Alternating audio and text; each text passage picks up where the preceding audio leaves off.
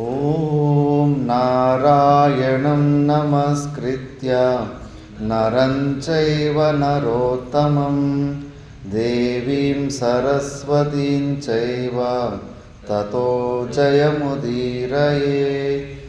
ಓಂ ಶಾಂತಿ ಶಾಂತಿ ಶಾಂತಿ. ನಾವು ಮಹಾಭಾರತದ ಆದಿ ಪರ್ವದಲ್ಲಿ 89ನೇ ಅಧ್ಯಾಯದ ಬಗ್ಗೆ ವಿಚಾರ ಮಾಡ್ತಿದ್ವಿ.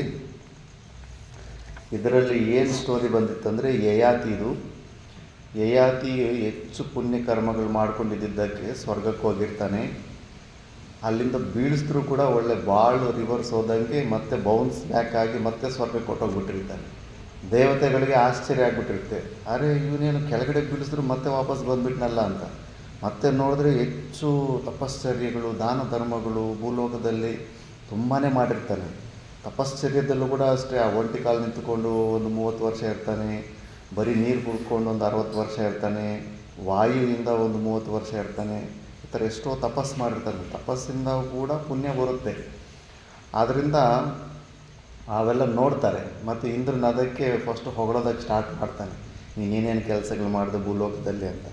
ಅಂಗಿ ಮರ ಮೇಲ್ಗಡೆ ಹೊಗಳಿಸಿ ಮರ ಹತ್ತಿಬಿಟ್ಟಿದ್ದನು. ಮತ್ತು ನೀನು ಅಷ್ಟೊಂದು ಶ್ರೇಷ್ಠವಾದ ತಪಸ್ಸು ಮಾಡಿದೆ, ಆ ಸಮಯದಲ್ಲಿ ನಿಂತರ ತಪಸ್ಸು ಮಾಡೋರು ಯಾರಾದರೂ ಈ ಥರ ಆ ಜಾಗದಲ್ಲಿ ಅಂದರೆ, ನಾನು ಮಾಡಿರೋ ತಪಸ್ಸು ಅದ್ರಲ್ಲಿ ಲೇಷ ಮಾತ್ರ ಕೂಡ ಯಾರು ಮಾಡೋದಕ್ಕಾಗೋದಿಲ್ಲ ಅಂತ ಬಾಯಿ ಜಾರಿ ಹೊರಗಡೆ ಬರ್ತಿರ್ತಾರೆ. ಸಾಕು, ಅಷ್ಟರಲ್ಲಿ ಒಂದು ಮಾತಲ್ಲಿ ಒಂದು ಅಹಂಕಾರದಿಂದ ಎಲ್ಲ ಪುಣ್ಯ ಕ್ಷೀಣ ಆಗಿಬಿಡುತ್ತೆ. ಆವಾಗ ಇಂದ್ರ ಅಂತಾನೆ, ಗೊತ್ತಿದ್ದು ನೀನು ಕಾಲಿ ಕೊಟ್ಟಲ್ಲ ನೀನು. ನಿನ್ನ ಸಮಯದಲ್ಲಿ ಎಷ್ಟೊಂದು ಮಹಾ ತಪಸ್ವಿಗಳು ಯೋಗಿಗಳು ತಪಸ್ಸು ಮಾಡ್ತಾಯಿದ್ರು, ಅವನ್ನೆಲ್ಲ ಹಂಗೆ ತಿರಸ್ಕಾರ ಮಾಡಿ ನೆಗ್ಲೆಕ್ಟ್ ಮಾಡಿ ಬಿಸಾಕ್ಬಿಟ್ಟಿದ್ವಿ ಒಂದು ಮಾತಲ್ಲಿ. ಈ ಒಂದು ಅಹಂಕಾರದಿಂದ ನಿನ್ನ ಪುಣ್ಯ ಎಲ್ಲ ಕ್ಷೀಣ ಆಗಿದೆ, ಹೋಗಿ ಹಿಂಗೆ ಕೆಳಗಡೆ ಅಂತ ತಳ್ಳೋದಕ್ಕೆ ಹೋಗ್ತಾನೆ. ಒಂದು ರಿಕ್ವೆಸ್ಟ್ ಕೇಳ್ತಾನೆ. ಅಲ್ಲಿ ಯಾವಾಗ ಪುಣ್ಯ ಕ್ಷೀಣ ಆಗಿಬಿಡುತ್ತೋ ಅಲ್ಲೆಲ್ಲ ದೇವತೆಗಳೆಲ್ಲ ಏನು ಕಾಣಿಸ್ತಾ ಇರ್ತಾರೆ, ಸ್ವರ್ಗದ ಫುಲ್ ಡೀಟೇಲ್ಸ್ ಬರುತ್ತೆ, ಅದರ ಹೈಟು ಲೆಂತು ಎಲ್ಲ ಎಷ್ಟು ಅಂದ್ಬಿಟ್ಟು. ಪುಣ್ಯ ಕ್ಷೀಣ ಆದ ತಕ್ಷಣ ಅಲ್ಲಿ ಯಾರು ಕಾಣಿಸೋದಿಲ್ಲ, ಅವ್ರ ಮಾತುಗಳು ಕೇಳಿಸ್ತಾ ಇರ್ತವೆ, ದೇವತೆಗಳ ಮಾತು ಎಲ್ಲ ಹೊಗೆ ಕಾಣಿಸ್ಬಿಡುತ್ತೆ. ಮತ್ತು ಒಬ್ಬ ದೇವದೂತನು ಬರ್ತಾನೆ, ಭಯಂಕರವಾಗಿ ಬಂದು ಧ್ವಂಸ ಅಂತ ಒಂದು ಮಾತು ಅಂತಾನೆ. ಆ ಒಂದು ಮಾತಿಗೆ ಕೆಳಗಡೆ ಬಿದ್ದೋಗ್ಬಿಡ್ತಾರೆ. ಇನ್ನು ಆ ಸಮಯದಲ್ಲಿ ಯಯಾತಿ ಕೇಳ್ಕೊತಾನೆ, ಸರಿ ಹೆಂಗೂ ಬೀಳ್ತಾ ಇದ್ದೀನಿ, ಸಿಕ್ಕಾಪಟ್ಟೆ ದುಃಖ ಆಗಿಬಿಡುತ್ತೆ, ಒಂದು ಸಣ್ಣ ಅಹಂಕಾರದಿಂದ ಎಲ್ಲ ಕಳ್ಕೊಂಡ್ಬಿಟ್ನಲ್ಲ ನಾನು ಪುಣ್ಯ ಅಂದ್ಬಿಟ್ಟು. ಮತ್ತು ಕೆಳಗಡೆಗೆ ಹೆಂಗೂ ಬೀಳಿಸ್ತಾ ಇದ್ದೀರಾ, ಒಳ್ಳೆ ಸತ್ಪುರುಷರಿರೋ ಜಾಗದಲ್ಲಿ ನನ್ನ ಬೀಳಿಸ್ತೀರಿ, ಯಾಕಂದರೆ ಸಂಘದ ಪ್ರಭಾವ ಇರುತ್ತೆ. ಭಾಷ್ಯಕಾರ ಭಗವಂತರು ಭಜಗೋವಿಂದಲ್ಲೇ ಹೇಳ್ತಾರೆ, ಸಜ್ಜನ ಸಂಗತಿ ರೇಖಾ ನೌಕಾ ಭವತಿ ಭವಾರ್ಣವ ತರಣೆ ನೌಕಾ ಭಜ ಗೋವಿಂದಂ ಗೋವಿಂದಂ ಭಜ ಮೂಢಮತೆ. ಸಜ್ಜನ ಸಂಗತಿ ರೇಖಾ, ಸಜ್ಜನರ ಸಾಂಗತ್ಯನೇ ಈ ಭವ ಸಂಸಾರದಿಂದ ನೀನು ಹೊರಗಡೆ ಬರಬೇಕಂದ್ರೆ ಸಜ್ಜನ ಸಾಧು ಸತ್ಪುರುಷರಾದ ಅಂಥವ್ರ ಸಂಘ, ಅಂಥವ್ರ ಫ್ರೆಂಡ್ಶಿಪ್ ಮಾಡ್ಕೊಂಡ್ರೇ ನೀನು ಈ ಭವಸಾಗರನ ಪಾರು ಮಾಡೋದಕ್ಕಾಗುತ್ತೆ ಅಂತ. ಆದ್ದರಿಂದ ಯಯಾತಿಗೆ ಗೊತ್ತಿರುತ್ತೆ, ಈಗ ನಾನು ಎಲ್ಲ ಈ ಆಟಗಳು ಆಡಿದ ಸಾಯಿತು, ಪುಣ್ಯ ಮಾಡೋದು ಬೇಡ, ಈ ಸ್ವರ್ಗಕ್ಕೆ ಬರೋದು ಬೇಡ, ಆ ಸ್ವರ್ಗದಲ್ಲಿ ಪುಣ್ಯ ಖತಮ್ ಆದಮೇಲೆ ಆ ನೋವು ಬೇಡ. ಯಾಕಂದರೆ ಅಷ್ಟೊಂದು ಉತ್ಕೃಷ್ಟವಾದ ಭೋಗವನ್ನು ಅನುಭವಿಸಿದ ಮೇಲೆ ಮತ್ತೆ ನಿಕೃಷ್ಟವಾದ ಭೋಗಗಳು ಅಂಥ ಜಾಗಕ್ಕೆ ಹೋಗ್ಬೇಕಂದ್ರೆ ವಿಪರೀತವಾದ ದುಃಖ ಬರುತ್ತೆ. ಹೂವು ಮಾರಿ ಬದುಕಿರೋ ಅಂಥವರು ಕಾಡಿಗೆ ಹೋಗಿ ಕಟ್ಟಿಗೆ ತಗೊಂಡು ಬಂದು ಜೀವನ ಕಟ್ಟಿಗೆ ಮಾರಿ ಜೀವನ ಮಾಡೋದಕ್ಕಾಗಲ್ಲ ಅಂತಾರೆ. ಯಾವ ಥರ ಅಭ್ಯಾಸ ಮಾಡಿರ್ತೀವೋ ಅದಕ್ಕೆ ನಾವು ಅಡಿಕ್ಟ್ ಆಗಿಬಿಟ್ಟಿರ್ತೀವಿ. ಸ್ವರ್ಗದಲ್ಲಿ ಅಂಥ ಉತ್ಕೃಷ್ಟ ಭೋಗಗಳು ಅನುಭವಿಸಿ ಭೂಲೋಕದಲ್ಲಿ ಅಲ್ಲಿ ವೆಯ್ಟಿಂಗ್ ಲಿಸ್ಟಲ್ಲಿ ಕಾಣಿಸ್ದಂಗೆ ಅಲ್ಲಿ ರಿಸರ್ವೇಷನ್ ಕಾಣಿಸ್ಬಿಡುತ್ತೆ, ಯಾವ ಜನ್ಮಕ್ಕೆ ಹೋಗ್ತಾ ಇದ್ದೀವಿ ಅಂತ. ಅದನ್ನು ಆ ದುಃಖ ತಡೆಯೋಕ್ಕಾಗದೆ ಸಿಕ್ಕಾಪಟ್ಟೆ ಟೆಂಪ್ರೇಚರು ಜಾಸ್ತಿ ಆಗಿಬಿಟ್ಟು ಕಣ್ಣೀರು ರೂಪದಲ್ಲಿ ಜೀವ ಆಗಿಬಿಡ್ತಾರೆ. ಆ ಕಣ್ಣೀರು ಮತ್ತು ಮೇಘದಲ್ಲಿ ಬಿದ್ದು ಮೇಘದಿಂದ ಮತ್ತೆ ಒಳ್ಳೆ ಪ್ರಕ್ರಿಯೆ ಮುಂದೆ ಎಲ್ಲ ಬರುತ್ತೆ ಅದು. ಆದ್ದರಿಂದ ಯಯಾತಿ ಅಷ್ಟಕರು ಅವರು ಟೀಮ್ ಇರೋ ಜಾಗದಲ್ಲಿ ಬಂದು ಬೀಳ್ತಾರೆ ಭೂಲೋಕದಲ್ಲಿ. ಇಂದ್ರನು ಹೋಗ್ಲಿ ಬಿಡು, ಒಳ್ಳೆ ಧರ್ಮಾತ್ಮನಲ್ಲಿ ಯಯಾತಿ ಅಂದ್ಬಿಟ್ಟು ಅಂಥ ಜಾಗದಲ್ಲಿ ಬೀಳಿಸ್ತಾರೆ. ಬರೋ ಫೋರ್ಸಲ್ಲಿ ಒಳ್ಳೆಯದು ಧೂಮಕೇತು ಮೇಲ್ಗಡೆಯಿಂದ ಬಿದ್ದಂಗೆ ತುಂಬ ತೇಜು ರೂಪದಲ್ಲಿ ಬರ್ತಾ ಇರ್ತಾನೆ. ಯಾಕಂದರೆ ಪುಣ್ಯಾತ್ಮ ಪುಣ್ಯ ಕೆಲಸಗಳು ಮಾಡಿದ್ದಾನೆ. ಯಯಾತಿನೂ ಮಹಾಜ್ಞಾನಿ ಆಗಿರ್ತಾನೆ. ಗೊತ್ತಿದ್ದು ಸ್ವಲ್ಪ ಅಹಂಕಾರದಿಂದ ಇಷ್ಟೆಲ್ಲ ಮಿಕ್ಸ್ ಆಗಿರುತ್ತೆ. ಅದಕ್ಕೆ ಅಷ್ಟಕರು ಭೂಮಿಯಲ್ಲಿರ್ತಾರೆ. ಇಬ್ಬರು ಪರಸ್ಪರವಾದಂಥ ಜ್ಞಾನಿಗಳ ಚರ್ಚೆಯಲ್ಲಿ ಲೋಕಗಳೆಲ್ಲ ಅನುಭವದಲ್ಲಿ ಯಯಾತಿಗೆ ಹೆಚ್ಚು ಇರುತ್ತೆ. ಯಾಕಂದರೆ ಎಲ್ಲ ಲೋಕಗಳನ್ನು ಸುತ್ತಾಡಿಕೊಂಡು ಬ್ರಹ್ಮಲೋಕದಲ್ಲಿ ಕೂಡ ಸುತ್ತಾಡ್ಕೊಂಡು ಬಂದಿರ್ತಾನೆ. ಇವಾಗೆಲ್ಲ ಒಂದೊಂದು ಲೋಕದ ಬಗ್ಗೆ ಡೀಟೇಲ್ಸ್ ಕೊಟ್ಕೊತ ಹೋಗ್ತಾನೆ. ಆ ಲೋಕದಲ್ಲಿ ಎಷ್ಟು ವರ್ಷ ಇದ್ದೆ, ಅಲ್ಲಿ ಏನೇನೆಲ್ಲ ಸುಖ ಸಿಕ್ತು, ಅದರ ಬಗ್ಗೆ ಎಲ್ಲ ಡೀಟೇಲ್ಸ್ ಹೇಳ್ಕೊತ ಹೋಗ್ತಾನೆ. ಇವಾಗ ಅದರ ಮುಂಚೆ ಸ್ವಲ್ಪ ಇವರಿಬ್ಬರ ಮಧ್ಯೆ ಡಿಸ್ಕಷನ್ ನಡೀತಾ ಇರುತ್ತೆ. ಅಹಂಕಾರದ ಬಗ್ಗೆ ಅಷ್ಟಕ ಕೇಳಿದಾಗ ಆವಾಗ ಋಷಿಗಳಿಗೆ ಒಳ್ಳೆ ಉಪದೇಶ ಹೇಳ್ತಾನೆ. ಯಾಕಂದರೆ ಅಹಂಕಾರದಿಂದ ಆಗಲೇ ವಧೆ ತಿಂದು ಬಂದಿರ್ತಾನಲ್ಲ, ತುಂಬ ಕಳ್ಕೊಂಬಿಟ್ಟಿರ್ತಾನೆ.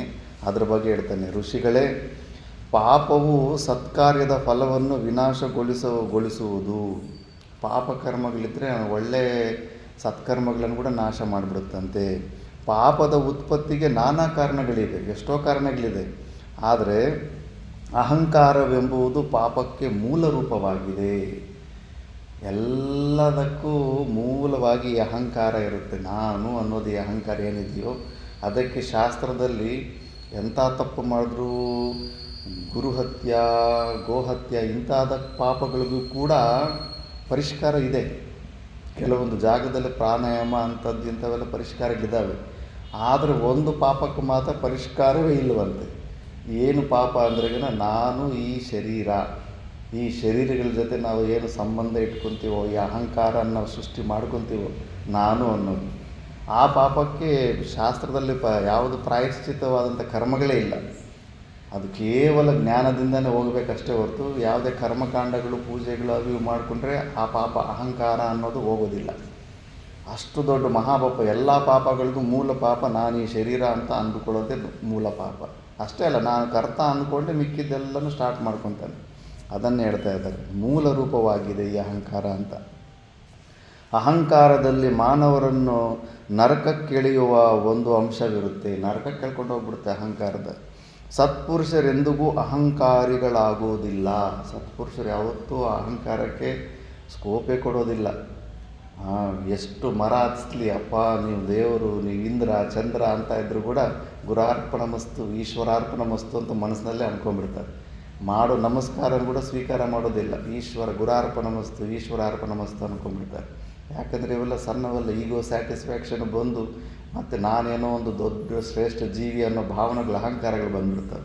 ಇವಾಗೆಲ್ಲ ಕಾರಣ ಹೇಳ್ತಾನೆ ಎಷ್ಟೊಂದು ವಿಧದಲ್ಲಿ ಅಹಂಕಾರ ಬರುತ್ತೆ ಅಂತ. ಆದ್ದರಿಂದ ಅವರು ಮಾಡುವ ಸತ್ಕಾರ್ಯಗಳಿಗೆ ಪ್ರತಿಕೂಲ ಉಂಟಾಗುವುದಿಲ್ಲ. ಅಹಂಕಾರ ವಿಹೀನರಾಗಿ ಅವರು ಮಾಡುವ ಸತ್ಕಾರ್ಯಗಳೆಲ್ಲವೂ ಉತ್ತಮವಾದ ಫಲಗಳನ್ನೇ ಕೊಡುತ್ತವೆ. ಅದಕ್ಕೆ ಅಹಂಕಾರ ಇಲ್ದಿರೋ ನಾವು ಏನು ಕೆಲಸ ಮಾಡಿದ್ರೂ ಕೂಡ ಅದು ತುಂಬ ಬೇಗನೆ ರಿಸಲ್ಟ್ ಕೊಡುತ್ತೆ. ಮತ್ತು ಅಹಂಕಾರ ಪಟ್ಟರೆ ಸತ್ಕರ್ಮದ ಫಲವು ಹೇಗೆ ನಾಶವಾಗುವುದೆಂಬುದಕ್ಕೆ ನಾನೇ ಸಾಕ್ಷಿಭೂತನಾಗಿರುತ್ತೇನೆ. ಯಯಾತಿ ಈಗ ತಾನೇ ಎಕ್ಸಾಂಪಲ್ ಇದಾನಲ್ಲ, ನಾಶ ಎಲ್ಲ ಪುಣ್ಯನ ಕಳ್ಕೊಂಡು ಬಂದಿರ್ತಾನೆ. ನಾನು ಅನೇಕ ಯಜ್ಞಯಾಗಾದಿಗಳನ್ನು ದಾನ ಧರ್ಮಾದಿಗಳನ್ನು ಮಾಡಿ ಅದ್ಭುತವಾದ ಪುಣ್ಯರಾಶಿಯನ್ನೇ ಗಳಿಸಿದ್ದೇನು. ಒಳ್ಳೆ ತಪಸ್ಸು ಪುಣ್ಯ ಮಾಡಿಕೊಂಡು ಗಳಿಸಿರ್ತಾನೆ. ಆದರೆ ಎಲ್ಲವೂ ನನ್ನ ಅಹಂಕಾರದ ಫಲದಿಂದ ವಿನಾಶವಾಗಿ ಹೋದವು. ಈಗ ನಾನೇನು ಮಾಡಿದ್ದೇನೆಂದು ಸ್ಮರಿಸಲು ಕೂಡ ಸಾಧ್ಯವಿಲ್ಲವಾಗಿದೆ. ಹಂಗಾಗ್ಬಿಡುತ್ತೆ ಮೆಮೊರಿ. ಆ ಥರ ಪಾಪದ ಮೂಟೆ ಪೋಷಣೆ ಬಂದಾಗ ಏನು ಸ್ಮರಣೆ ಕೂಡ ಬರೋದಿಲ್ಲ. ನನ್ನ ದುರ್ವಿಧಿಯನ್ನಾದರೂ ನೋಡಿರಿ. ಸತ್ಪುರುಷನಾದವನು ಅಹಂಕಾರವನ್ನು ತೊರೆದು ಆತ್ಮಕಲ್ಯಾಣದ ಸಾಧನೆಯಲ್ಲಿ ನಿರತನಾದರೆ ಅವನು ನಿಶ್ಚಯವಾಗಿಯೂ ಧೀರನಾಗಿ ಆತ್ಮದ ರಹಸ್ಯವನ್ನು ತಿಳಿದುಕೊಳ್ಳುತ್ತಾನೆ. ಮೋಕ್ಷನ ಹೊಂದಬೇಕು ಅಂದ್ಕೊಂಡವರೆಂತೂ ಅಹಂಕಾರನ ಚೂರು ಕೂಡ ಅವಕಾಶ ಕೊಡಬಾರ್ದು. ಡೈಲಿ ಪೆಟ್ಟು ಹೊಡಿತಾನೆ ಇರಬೇಕು. ನಮ್ಮ ಗುರುಗಳಂತಿದ್ರು, ಕೂತ್ಕೊಂಡು ಹತ್ಕೋಬೇಕಂತೆ. ಈ ಅಹಂಕಾರನ ಕಳ್ಕೊಳ್ಳೋಕೆ ಆಗ್ತಾ ಇಲ್ವ ಅಂತ ಎಲ್ಲರ ಮುಂದೆ ಅಳೋದಕ್ಕೆ ಸಾಧ್ಯ ಇಲ್ಲ. ನಾಚಿಕೆ ಆಗುತ್ತಂದರೆ ಸಪ್ರೇಟಾಗಿ ಮುಚ್ಕೊಂಡು ಏನಪ್ಪ ಮಾಡಲಿ ಅಹಂಕಾರ, ಎಷ್ಟು ವಿಚಾರ ಮಾಡ್ತಾಯಿದ್ರೂ ಹೋಗ್ತಾ ಇಲ್ವಲ್ಲ ಅಂತ ಅಳಬೇಕಂತೆ. ಯಾಕಂದರೆ ಅದಕ್ಕಿಂತ ದೊಡ್ಡ ಶತ್ರು ಇಲ್ವಲ್ಲ. ನಾವು ಹೊರಗಡೆ ಕೊಂಬೆಗಳು ಎಷ್ಟು ಕತ್ತರಿಸ್ತಾ ಇದ್ದೀನಿ ಈ ರಾಗಿ ಗಿಡಕ್ಕೆ, ಹೊರಗಡೆ ಏನೇನೋ ಪರಿಶ್ರಮ, ವ್ಯರ್ಥವಾದ ಪರಿಶ್ರಮ ಎಷ್ಟು ಮಾಡ್ತಾಯಿದ್ರೆ ಮತ್ತೆ ಚಿಗುರು ಬಂದುಬಿಡುತ್ತೆ. ಅದು ಮೂಲ ರೂಪದಲ್ಲಿ ಅಹಂಕಾರನ ಇಟ್ಕೊಂಡು ಹೊರಗಡೆ ಏನು ವ್ಯರ್ಥವಾದ ಎಲ್ಲ ಪರಿಶ್ರಮ, ವ್ಯರ್ಥವಾದಂಥ ಪರಿಶ್ರಮ ಮೂಲ ಸಹಿತ ನಾವು ತೆಗೆದುಬಿಡಬೇಕು. ಫಸ್ಟ್ ಈ ಅಹಂಕಾರನ ತೆಗೆದುಬಿಟ್ರೆ ಮುಗೀತು. ಮತ್ತೆ ಇನ್ನೊಂದು ಸತಿ ಅದು ಚಿಗುರು ಮಿಕ್ಕಿದ್ದೆಲ್ಲ ಕೂಡ ಆಟೋಮೆಟಿಕ್ ಅಲ್ಲೇ ಹೋಗ್ಬಿಡುತ್ತೆ. ಅದಕ್ಕೆ ಇವು ಸ್ಥೂಲ ರೂಪದಿಂದ ಗ್ರಾಸ್ ಲೆವೆಲಿಂದ ಅಭ್ಯಾಸ ಮಾಡ್ಕೋಬೇಕು. ನಮ್ಮ ಗುರುಗಳು ಹೇಳೋದು, ಬೈಗಳು ತಿನ್ನೋ ಅಭ್ಯಾಸ, ನಿಂದೆಗಳು ಅನುಭವಿಸೋ ಅಭ್ಯಾಸ, ತಿರಸ್ಕಾರ ಮಾಡ್ತಾ ಇರ್ತಾರೆ, ಆ ತಿರಸ್ಕಾರಗಳನ್ನು ಸ್ವೀಕಾರ ಮಾಡೋ ಅಭ್ಯಾಸ, ಇವು ನಮ್ಮ ಹೊಸ ಊಟ ಆಗಬೇಕಂತೆ ಸಾಧಕರಿಗೆ. ಸಮಾಜದಲ್ಲಿ ನಾವೆಲ್ಲ ಒಂದು ಮಾತು ಸಹನೆ ಇಲ್ಲ, ಒಂದು ಮಾತು ಚುಚ್ಚೋ ಮಾತು ಅಂದರೆ 4-5 ಜೋಡಿಸಿ ಮತ್ತೆ ವಾಪಸ್ ಕೊಡ್ತೀವಿ. ಹಂಗಲ್ಲ, ಅವಿನ್ನ ಅಲ್ಲ ಅಹಂಕಾರದ ಸೂಚಕಗಳಾಗಿರ್ತವೆ. ಇಲ್ಲಿ ಎಷ್ಟು ತಣ್ಣಗೆ ಮಾಡ್ಕೊತೀವೋ ಎಲ್ಲ ಸ್ವೀಕಾರ, ಮನಸ ವಾಚ ಕರ್ಮನ ಹೊರಗಡೆಯಿಂದ ಏನೆಲ್ಲ ಅಟ್ಯಾಕ್ ಬರ್ತಾ ಇರ್ತಾವೋ ಅದನ್ನು ಸ್ವೀಕಾರ ಮಾಡಿ ಅಹಂಕಾರನ ನಾವು ಎಷ್ಟು ಒಳಗಡೆ ನಾವು ಡೈಲ್ಯೂಟ್ ಮಾಡ್ಕೊತೀವೋ ಅಷ್ಟು ಮತ್ತೆ ಅದು ಬ್ಲೆಸ್ಸಿಂಗ್ ಕೊಡುತ್ತೆ ನಮಗೆ. ಮತ್ತೆ ಅದು ನಿಜವಾಗ್ಲೂ ಅಹಂಕಾರ ನಮಗೆ ಸಮಸ್ಯೆ ಆಗೋದಿಲ್ಲ. ಅದು ಮಾಡ್ಕೋಬೇಕು, ಅಭ್ಯಾಸ ಮಾಡ್ಕೋಬೇಕು. ಈಗ ನಮ್ಮ ಮನಸ್ಸು ಹೆಂಗಿರುತ್ತೆ, ಸೂಪರ್ ಸೆನ್ಸಿಟಿವ್ ಆಗಿರುತ್ತೆ. ಒಂದು ಶಬ್ದನ ತಡೆಯೋಕ್ಕಾಗೋದಿಲ್ಲ, ಎಷ್ಟು ವೀಕ್ ಮೈಂಡ್ ಅದು. ಆ ಥರ ಮೈಂಡ್ ಇದ್ದರೆ ಎಲ್ಲರ ಕೈಲೂ ನಮ್ಮ ಜುಟ್ಟಿರುತ್ತೆ, ಯಾರು ಬೇಕಾದರೂ ನಮ್ಮನ್ನು ಡಿಸ್ಟರ್ಬ್ ಮಾಡ್ಬೋದು. ಅದೇ ಅಹಂಕಾರನ ಡೈಲ್ಯೂಟ್ ಮಾಡ್ಕೊಂಡಿರೋರಿಗೆ ನೀವು ಹೊಡೆದ್ರೂ ಕೂಡ ಅವ್ರು ಮತ್ತೆ ರಿಯಾಕ್ಷನ್ ಮಾಡೋದಿಲ್ಲ. ಆ ಸ್ಥಿತಿಗೆ ಇರ್ತಾರೆ. ಕೈ ಕತ್ತರಿಸ್ದೇ ಸದಾಶಿವ ಬ್ರಹ್ಮೇಂದ್ರ ಸ್ವಾಮೀಜಿ ಅವನಿಗೇನು ಅನ್ನಲಿಲ್ಲ, ಶಾಪ ಕೊಡಲಿಲ್ಲ, ಹಂಗೆ ನಡ್ಕೊಂಡು ಮುಂದೆ ಹೋಗ್ತಾಯಿದ್ರು. ಯಾವ ಮಟ್ಟಕ್ಕೆ ಅವ್ರಿಗೆ ಶರೀರದ ಜೊತೆ ತಾದಾತ್ಮ್ಯ ಅಹಂಕಾರ ತೆಕ್ಕೊಂಡಿರಬೇಕು, ಆ ಮಟ್ಟಕ್ಕೆ ತೆಕ್ಕೋಬೇಕು. ಅದಕ್ಕೆ ಹೇಳ್ತಾರೆ, ಆತ್ಮ ಕಲ್ಯಾಣ ನಮಗೆ ಬೇಕಂದರೆ ಒಂದು ಚೂರು ಅವಕಾಶ ಕೊಡಬಾರ್ದು ಅಹಂಕಾರಕ್ಕೆ. ಅದು ಯಾವುದೋ ಒಂದು ಹುಡುಕ್ತಾ ಇರುತ್ತೆ. ಯಾವುದೋ ಒಂದು ವಿಷಯದಲ್ಲಿ ಒಂದು ಏನೇ ನಮ್ಮ ಹತ್ರ ಇಲ್ಲದೇ ಇದ್ದದ್ದು ಏನಾದರೂ ಒಂದು ಬರಲಿ, ವಿದ್ಯೆ ಬರಲಿ, ಧನ ಬರಲಿ, ಪದವಿ ಬರಲಿ, ನಮಗೆ ಗೊತ್ತಿಲ್ಲದಂಗೆ ನಮಗೆ ಅಹಂಕಾರ ಬಂದುಬಿಟ್ಟಿರುತ್ತೆ. ಆ ವಿಷಯದಲ್ಲಿ ಸುತ್ತಮುತ್ತವ್ರಿಗೆ ಗೊತ್ತಾಗ್ತಾ ಇರುತ್ತೆ. ಅದು ಅಬ್ಸರ್ವ್ ಮಾಡಬೇಕು. ಹೆಚ್ಚು ಏನಾದರೂ ಆ ಥರ ಬಂದಾಗ ಇನ್ನೂ ಅಲರ್ಟ್ ಆಗಿದ್ದು ಸಾಕ್ಷಿ ಭಾವದಲ್ಲಿ ಅದು ನಾವು ಕ್ರೆಡಿಟೇ ತೊಗೊಳಕ್ಕೆ ಹೋಗಬಾರ್ದು. ಯಾವ ಹೊಗಳೋರ್ಟೆ ಕ್ರೆಡಿಟ್ ನಾವು ತೊಗೊಂಡ್ಬಿಟ್ಟು ಅಂದರೆ ಅಲ್ಲ, ಆಗ ಅಹಂಕಾರನ ಸ್ವೀಕಾರ ಮಾಡಿಬಿಟ್ಟಿದ್ದೀವಂತ. ಮತ್ತು ಇನ್ನೊಂದು ಸತಿ ಬೈಗಳನ್ನು ಕೂಡ ನೀನು ಸ್ವೀಕಾರ ಮಾಡಬೇಕಾಗುತ್ತೆ. ಅದಕ್ಕೆ ತಕ್ಕಂಥ ಅದು ಕರ್ಮಗಳನ್ನು ಕೂಡ ಮತ್ತೆ ನಮ್ಮ ಹಿಂದುಗಡೆ ಬಂದುಬಿಡ್ತಾ ಇರ್ತವೆ. ಆದ್ದರಿಂದ ಮನುಷ್ಯನು ಮಹೈಶ್ವರ್ಯದಿಂದ ಉತ್ತಮೋತ್ತಮವಾದ ಯಜ್ಞಗಳನ್ನು ನಿಷ್ಕಾಮನೆಯಿಂದ ಮಾಡಬೇಕು. ಅಹಂಕಾರ ಇಲ್ಲದಿರೋ ಈಶ್ವರಾರ್ಪಣ ಬುದ್ಧಿಯಿಂದ, ಈಶ್ವರನ ಒಂದು ಇನ್ಸ್ಟ್ರೂಮೆಂಟ್ ನಾನು. ಈಗ ನಾವು ಹೆಂಗೆ ಮಣ್ಣು ಕೆದರಬೇಕಂದ್ರೆ ಚೆನಿಕೆಯ ಸಹಾಯ ತಗೊಳ್ತೀವಲ್ಲ, ಆ ಚೆನಿಕೆ ಅನ್ನೋ ಇನ್ಸ್ಟ್ರೂಮೆಂಟನ್ನು ಸಹಾಯ ತಗೊಂಡು ಮಣ್ಣು ಕೆದರ್ತೀವಿ. ಆ ಥರ ಪರಮಾತ್ಮ ತನ್ನ ಕೆಲಸಗಳನ್ನು ಈ ಶರೀರದ ಮೂಲಕ ಮಾಡಿಸ್ಕೊಳ್ಳಿ ಅನ್ನೋ ಒಂದು ಭಾವನೆಯಿಂದ ಇದನ್ನು ಒಂದು ಇನ್ಸ್ಟ್ರೂಮೆಂಟು, ಒಂದು ವಸ್ತು ಥರ, ಮಾಧ್ಯಮ ಥರ ನಮ್ಮ ಶರೀರನ, ನಮ್ಮ ಅಂತಃಕರಣನ ಮಾಡ್ಕೊಂಡ್ಬಿಟ್ರೆ ಯಾವುದೇ ಪುಣ್ಯ ಪಾಪ ಕರ್ಮಗಳು ನಮಗೆ ಅಂಟ್ಕೊಳ್ಳೋದಿಲ್ಲ. ಅಂಟದಂಗೆ ನಳಿನಿ ದಲನವತ್ತ ಅಂತ, ಅದು ಕಮಲದ ಹೂವಿನ ದಳದ ಮೇಲೆ ನೀರು ಹೆಂಗೆ ಇದ್ದರೂ ಕೂಡ ಅದು ಹೆಂಗೆ ಟಚ್ ಆಗಿರೋದಿಲ್ಲೋ ಆವಾಗ ನಮಗೆ ಈ ಪುಣ್ಯ ಪಾಪ ಕರ್ಮಗಳು ಟಚ್ ಆಗೋದಿಲ್ಲ. ಆ ಭಾವನೆಯಲ್ಲಿ ನಾವು ಯಾವುದೇ ಕರ್ಮ ಮಾಡಿದ್ರೆ ಆ ಭಾವನೆಯಲ್ಲಿ ಮಾಡಬೇಕು. ಪರಮಾತ್ಮನು ಈ ಶರೀರದ ಮೂಲಕ ತನ್ನ ಕೆಲಸನ ಮಾಡಿಸ್ಕೊತಾ ಇದ್ದಾನೆ ಅನ್ನೋ ಭಾವನೆಯನ್ನು. ಯಾಗ ಮಾಡಿದನೆಂಬ ಅಹಂಕಾರವಿರಬಾರದು. ಸಕಲ ವಿದ್ಯಾ ಪಾರಂಗತನಾಗಿದ್ದರೂ ವಿನೀತ ಬುದ್ಧಿಯುಳ್ಳವನಾಗಿರಬೇಕು. ವಿನಯ, ವಿದ್ಯಾ ದದಾತಿ ವಿನಯಂ. ಎಲ್ಲರಿಗೂ ಅವ್ರವ್ರ ಒಪಿನಿಯನ್ಸ್ ಇರ್ತವೆ. ಅವ್ರಿಗಿಂತ ನಾನು ಹೆಚ್ಚು ತಿಳ್ಕೊಂಡಿದ್ದೀನಿ ಅಂದಾಗ ಅದನ್ನು ಹೊರಗಡೆ ವ್ಯಕ್ತ ಮಾಡ್ಸೋಕ್ಕೆ ಹೋದರೆ ಮತ್ತೆ ಅಲ್ಲಿ ರಾಗದ್ವೇಷಗಳು ಬಂದುಬಿಡ್ತವೆ. ಎಷ್ಟು ನಿನ್ನಲ್ಲಿ ವಿದ್ಯೆ ಎಷ್ಟು ಹೆಚ್ಚಿದೆ ಅಂದರೆ ನೀನು ಅಷ್ಟು ನಿನ್ನಲ್ಲಿ ವಿನಯತೆ ಕಾಣಿಸ್ತಾ ಇರುತ್ತೆ, ಡಿಸಿಪ್ಲಿನ್ ಕಾಣಿಸ್ತಾ ಇರುತ್ತೆ. ಅದನ್ನು ಹೆಚ್ಚು ತೋರಿಸ್ಕೊಳ್ಳೋಕೆ ನೀನು ಹೋಗೋದಿಲ್ಲ. ಅದು ತಾನಾಗಿ ಆ ವಿನಯತೆ ಬಂದಿತ್ತಂದ್ರೆ ಆ ವಿದ್ಯೆ ಫಲೀಭೂತವಾಗಿದೆ ಅಂತ. ಇಲ್ಲಾಂದರೆ ವಿದ್ಯಾ ನಿಮಿತ್ತದಿಂದ ಅಹಂಕಾರ ಬಂದುಬಿಟ್ಟಿರುತ್ತೆ. ವಿದ್ಯಾ ಮದವಿರಬಾರದು. ವೇದಗಳನ್ನು ಅಧ್ಯಯನ ಮಾಡಬೇಕು. ತಪಸ್ಸಿನಿಂದ ದೇಹವನ್ನು ದಂಡಿಸಬೇಕು. ಶರೀರವನ್ನು ತಪಸ್ಸಿನಿಂದ ದಂಡಿಸಬೇಕು. ದಂಡಿಸೋದಂದರೆ ಏನು? ಪನಿಷ್ಮೆಂಟು. ಏನು ಕೊಡ್ತಾಯಿದ್ದೀವಪ್ಪ ನಾವು ಶರೀರಕ್ಕೆ ಪನಿಷ್ಮೆಂಟು? ಯಾವ ರೂಪದಲ್ಲಿ ಏನು ಪನಿಷ್ಮೆಂಟ್ ತಗೊತಾ ಇದ್ವಿ? ಮತ್ತು ನಮ್ಮ ಋಷಿ ಪರಂಪರೆಯಲ್ಲಿ ಕಂಚಿ ಪರಮಾಚಾರ್ಯರು ಭಾರತ ದೇಶದಲ್ಲಿ ಬರೀ ಕಾಲ್ನಡಿಗೆಯಲ್ಲಿ ಪರಿವ್ರಾಜಕ ಜೀವನ ನಡೆಸಿದ್ದಾರೆ. ಅಷ್ಟು ನಡೆದ್ರೆಗನ ಏನು ಬರೀ ಮೂಲೆ ಮೂಲೆ ಇತ್ತು. ಮತ್ತು ಯಾಕೆ ಮಾಡಿದ್ರು ಅವರು ಟೈಮ್ ಪಾಸ್ಗ? ಇಲ್ಲ, ತಪಸ್ಸಿರಬೇಕು ಶರೀರಕ್ಕೆ. ಇಲ್ಲ ಅಂದರೆ ಶರೀರ ತಾದಾತ್ಮ್ಯನ ತೆಕ್ಕೊಳ್ಳೋದು ಅಷ್ಟು ಈಸಿ ಅಲ್ಲ. ನೀನು ಸಾಮಾನ್ಯವಾಗಿ ಯುಕ್ತಿ ಚೆನ್ನಾಗಿ ರೂಮಲ್ಲಿ ಎ ಸಿ ಗೀಸಿ ಎಲ್ಲ ಕಂಫರ್ಟ್ ಝೋನ್ ಮಾಡಿಕೊಂಡ್ರೆ ಬೇಸಿಗೆ ಕಾಲದಲ್ಲಿ ಹೊರಗಡೆ ಬರೋಕ್ಕೆ ಮನಸ್ಸಾಗುತ್ತಾ? ಬರಲ್ಲ, ರೂಮ್ ಒಳಗಡೆ ಇರಬೇಕನ್ಸುತ್ತೆ. ಅದೇ ಥರ ಈ ಶರೀರಕ್ಕೆ ಎಲ್ಲ ಕಂಫರ್ಟ್ಸು ಕೇಳಿದ್ದೆಲ್ಲ ಕೊಡ್ತಾ ಇದ್ದರೆ ಈ ಶರೀರ ತಾದಾತ್ಮ್ಯದಿಂದ ಹೊರಗಡೆ ಬರೋದಕ್ಕೆ ಮನಸ್ಸು ಹೆಂಗೆ ಬರುತ್ತೆ? ಬರೋದಿಲ್ಲ. ಅದಕ್ಕೆ ಇದಕ್ಕೆ ಪ್ರತ್ಯಾಹಾರ ಅಂದರೆ ಯಮ ನಿಯಮಗಳು. ಪ್ರತ್ಯಾಹಾರ ಅಂದ್ರೆ ಗೀವ್ ಆಪೋಸಿಟ್ ಫುಡ್ ಅಂತ. ಇಂದ್ರಿಯ ಏನು ಕೇಳುತ್ತೆ ಅದಕ್ಕೆ ಅದು ಕೊಡ್ದಿರ ಬೇರೆದು ಕೊಡು. ಇಂದ್ರಿಯಗಳಿಗೆ ಇಷ್ಟವಾಗದೇ ಇರೋವಂಥದ್ದು. ಅದು ಒಳ್ಳೆ ಒಳ್ಳೆ ರುಚಿಕರವಾದ ಊಟ ಕೇಳುತ್ತೆ, ಕೊಡಬೇಡ, ಸಪ್ಪೆ ಊಟ ಕೊಡು, ಅದಕ್ಕೆ ಆಪೋಸಿಟ್ ಕೊಡು ಅಂತ ಪ್ರತ್ಯಾಹಾರ ಅಂದರೆ. ಮತ್ತು ಆ ಥರ ನೋಡಿ ಇಲ್ಲಿ ಶಾಸ್ತ್ರ ಹೇಳ್ತಾರೆ, ತಪಸ್ಸಿನಿಂದ ದೇಹವನ್ನು ದಂಡಿಸಬೇಕು ಅಂತ. ವೇದಾಂತಕ್ಕೆ ಈ ತಪಶ್ಚರ್ಯ ಜೋಡಣೆ ಆಯ್ತಂದರೆ ತುಂಬ ಬೇಗ ಕೆಲಸ ಆಗಿಬಿಡುತ್ತೆ. ತಪಶ್ಚರ್ಯ ಇತ್ತಂದರೆ ತಪಶ್ಚರ್ಯಗೆ ತುಂಬ ರೆಸ್ಪೆಕ್ಟ್ ಇರುತ್ತೆ. ಅವು ಏನು ಲೋಕ ಕಲ್ಯಾಣ ಕಾರ್ಯಕ್ರಮ ಮಾಡಬೇಕಾಗಿಲ್ಲ. ಅವನು ತಪೋಮಯವಾದ ಜೀವನ ನಡೆಸಿದ್ದಾನೆ, ಸ್ವಲ್ಪ ಶಾಸ್ತ್ರ ವಿಚಾರ ಮಾಡ್ತಿದ್ದಾನೆ ಅಂದರೆ ಸಾಧು ಸಮಾಜದಲ್ಲಿ ತುಂಬಾ ರೆಸ್ಪೆಕ್ಟ್ ಕೊಡ್ತಾರೆ. ಯಾಕಂದರೆ ಅವನಿಗೆ ಈ ಕೆಲಸ, ಅವನೇ ಫಸ್ಟು ಇದನ್ನು ಹೊಂದುತ್ತಾನೆ ಅಂದ್ಬಿಟ್ಟು. ಇಂತಹವನು ಮಾತ್ರವೇ ಎಲ್ಲ ವಿಧವಾದ ಭ್ರಾಂತಿಯನ್ನು ತೊರೆದು ಸ್ವರ್ಗಾದಿ ಆತ್ಮಕಲ್ಯಾಣವನ್ನು ಹೊಂದುತ್ತಾನೆ. ಸ್ವರ್ಗನೂ ಹೊಂದುತ್ತಾನೆ ಮತ್ತು ಆತ್ಮಕಲ್ಯಾಣವನ್ನು ಕೂಡ ಹೊಂದುತ್ತಾನೆ ಅಂದ ನಿಷ್ಕಾಮ ಭಾವನೆಯಿಂದ ಸೇವೆ ಮಾಡಿಕೊಂಡ್ರೆ. ಮತ್ತು ಅಪಾರವಾದ ಐಶ್ವರ್ಯವಿದ್ದರೂ ಹಿಗ್ಗಲೇಬಾರದು. ಯಾವುದೇ ದಂಬಾಚಾರ ತೋರಿಸ್ಕೊಳ್ಳೋ ಕೆಲಸಕ್ಕೆ ಹೋಗಲೇಬಾರ್ದು, ಏನೇ ಐಶ್ವರ್ಯ ಇದ್ದರು. ವೇದಗಳನ್ನು ಅಧ್ಯಯನ ಮಾಡಬೇಕು, ಆದರೆ ತಾನು ವೇದ ವಿದ್ಯಾ ಪಾರಂಗತನೆಂದು ಅಹಂಕಾರ ಪಡಬಾರದು. ಎಷ್ಟು ಸತಿ ರಿಪೀಟ್ ಮಾಡ್ತಾ ಇದ್ದಾರೆ ನೋಡಿ ಇದನ್ನೆಲ್ಲ. ಯಾಕೆ ಅಂತ ನಾವು ಯಾವುದು ರಿಪೀಟ್ ಮಾಡ್ತಾರೆ, ತಾಯಿ ಕೂಡ ಅಷ್ಟೇನಾದ್ರೂ ಮಗುಗೆ ಹುಷಾರು ಕಣೋ ಅಂತ 4 ಸತಿ ಹೇಳ್ತಾ ಇದ್ದಾರೆ ಅಂದರೆ ನಾವು ಆ ತಪ್ಪು ಮಾಡ್ತೀವಂತ ಅವ್ರಿಗೆ ಗೊತ್ತಿರುತ್ತೆ. ಶಾಸ್ತ್ರಕ್ಕೆ ಕೂಡ ಗೊತ್ತು, ನಾವು ಇಷ್ಟು ಸತಿ ಹೇಳಿದ್ರೂ ಕೂಡ ಮತ್ತೆ ಅಹಂಕಾರನ ಬಿಡಲ್ಲ ಅಂತ ಗೊತ್ತು. ಅದಕ್ಕೆ ಅಲ್ಲೇ ಪಾಯಿಂಟ್ ಔಟ್ ಮಾಡ್ತಾ ಇರುತ್ತೆ. ಈ ಜಗತ್ತಿನಲ್ಲಿ ವಿಧವಾದ ಸ್ವಭಾವಗಳಿಂದ ಕೂಡಿದ ಜನರಿದ್ದಾರೆ. ಅವರೆಲ್ಲರೂ ಕೇವಲ ದೈವಕ್ಕೆ ಅಧೀನರಾಗಿರುತ್ತಾರೆ. ದೈವದ ಮುಂದೆ ಅಥವಾ ಅದೃಷ್ಟದ ಮುಂದೆ ಅವರ ದುರಹಂಕಾರ, ದುರಭಿಮಾನ, ಅಧಿಕಾರ, ಮದ ಇವುಗಳ್ಯಾವೂ ಕೆಲಸಕ್ಕೆ ಬಾರವು. ಗರ್ವಂತೂ ಭಂಗೇಕ್ಷಣಾತ್. ನಿನಗೆ ಯಾವ ವಿಷಯದಲ್ಲಿ ಗರ್ವ ಇರುತ್ತೋ ಆ ಗರ್ವ ಭಂಗ ಆಗೇ ಆಗುತ್ತೆ. ಬೇಕಾದ್ರೆ ಚೆಕ್ ಮಾಡ್ಕೊಳ್ಳಿ, ಯಾವ್ಯಾವ ವಿಷಯದಲ್ಲಿ ನಮಗೆ ಗರ್ವ ಇತ್ತೋ ಆ ಗರ್ವ ಯಾವತ್ತೋ ಒಂದು ದಿವಸ ಭಂಗ ಆಗೇ ಆಗುತ್ತೆ.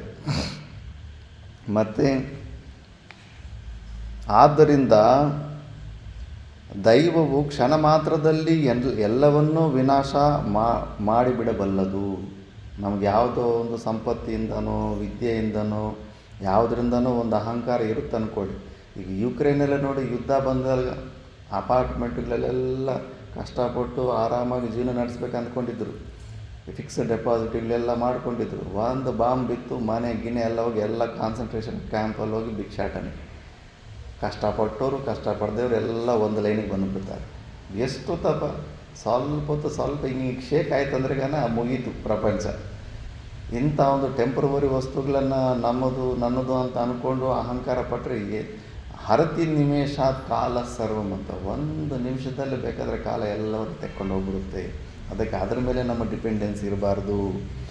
ಆದ್ದರಿಂದ ಇದನ್ನೆಲ್ಲ ತಿಳಿದು, ಆದ್ದರಿಂದ ಧೀರನಾದವನು ಐಶ್ವರ್ಯವನ್ನು ಹೊಂದಿದ್ದರೂ, ವಿದ್ಯಾವಂತನಾಗಿದ್ದರೂ, ಬಲಿಷ್ಠನಾಗಿದ್ದರೂ, ಅನೇಕ ಯಜ್ಞ ಯಾಗಾದಿಗಳನ್ನು ಮಾಡಿದ್ದರೂ ಅಹಂಕಾರ ಪಡಬಾರದು. ಅದೃಷ್ಟವೆಂಬುದು ಬಲವತ್ತರವಾದದ್ದು ಎಂಬುದನ್ನು ಆತ್ಮವಿವೇಚನೆಯಿಂದ ನಿರ್ಧರಿಸಿಕೊಂಡು ಅಹಂಕಾರವನ್ನು ದೂರ ಮಾಡಬೇಕು. ಎಷ್ಟು ಸತಿ ಅಹಂಕಾರ ದೂರ ಮಾಡ್ಕೊ ಅಂತ. ಕಷ್ಟಗಳು ಒದಗಿದಾಗ ಕುಗ್ಗಲೂಬಾರದು. ಇದೊಂದು ಡಿಪ್ರೆಷನ್ಗೆ ಹೋಗ್ಬಿಡೋದು. ಕಷ್ಟಗಳು ಬಂದರೆ ಪ್ರಾಬ್ಲಮ್ನ ಕಂಟೆಂಪ್ಲೇಷನ್, ಸಮಸ್ಯೆಗಳ ಬಗ್ಗೆ ಹೆಚ್ಚು ಚಿಂತನೆ ಮಾಡೋದು, ಸಮಸ್ಯೆಗಳು ಇನ್ನೊಬ್ಬರಿಗೆ ಹೇಳ್ಕೊಡೋದು, ಸಮಸ್ಯೆ ಬಗ್ಗೆ ಎಲ್ಲ ಸಮಸ್ಯೆ ಕಥನಂ, ಸಮಸ್ಯೆ ಚಿಂತನೆ, ಸಮಸ್ಯೆ ನಿಧಿಧ್ಯಾಸನೆ. ಏನು ಪ್ರಯೋಜನ ಇರಲ್ಲ, ಟೈಮ್ ವೇಸ್ಟ್ ಆಗುತ್ತೆ. ನಮಗಿರೋ ದುಃಖನ ಇನ್ನೊಬ್ಬರಿಗೂ ಅಂಟಿಸ್ತೀವಿ, ಅದನ್ನು ಕೇಳೋರು ಕೂಡ ದುಃಖಿತರಾಗ್ಬಿಡ್ತಾರೆ. ಸಮಸ್ಯೆ ಬಂದಾಗ ಡಿಪ್ರೆಷನ್ಗೆ ಹೋಗೋದಲ್ಲ, ಪರಿಷ್ಕಾರದ ಬಗ್ಗೆ ಯೋಚನೆ ಮಾಡಬೇಕು. ಇದ್ದೇ ಇರುತ್ತೆ, ತತ್ವ ಹಂಗಿದೆ ಪ್ರಪಂಚದಲ್ಲಿ. ಒಳಗಡೆ ನಮಗೆ ಹಸಿವು ಅನ್ನೋದಿದ್ದರೆ ಆ ಹಸಿವನ್ನು ನೀವು ಅದನ್ನು ಪೂರ್ತಿ ಮಾಡೋದಕ್ಕೆ ಹೊರಗಡೆ ಯಾವುದೋ ಒಂದು ವಸ್ತು ಇರಲೇಬೇಕು. ಮತ್ತು ನಮಗಿಲ್ಲಿ ಬಾಯಾರಿಕೆ ಅನ್ನೋದೊಂದಿದೆ, ಆ ಬಾಯಾರಿಕೆಯನ್ನು ತೀರಿಸೋದಕ್ಕೆ ಹೊರಗಡೆ ಯಾವುದೋ ಒಂದು ವಸ್ತು ಇರಲೇಬೇಕು. ಅದಕ್ಕೆ ಅದು ಆ ಥರ ಬಂದಿದೆ ಚಾನ್ಸು. ನಮಗೆ ಸಮಸ್ಯೆ ಬಂದಿದೆ ಅಂದರೆ ಅದಕ್ಕೆ ಪರಿಷ್ಕಾರ ಪ್ರಪಂಚದಲ್ಲಿ ಇದ್ದೇ ಇರುತ್ತೆ.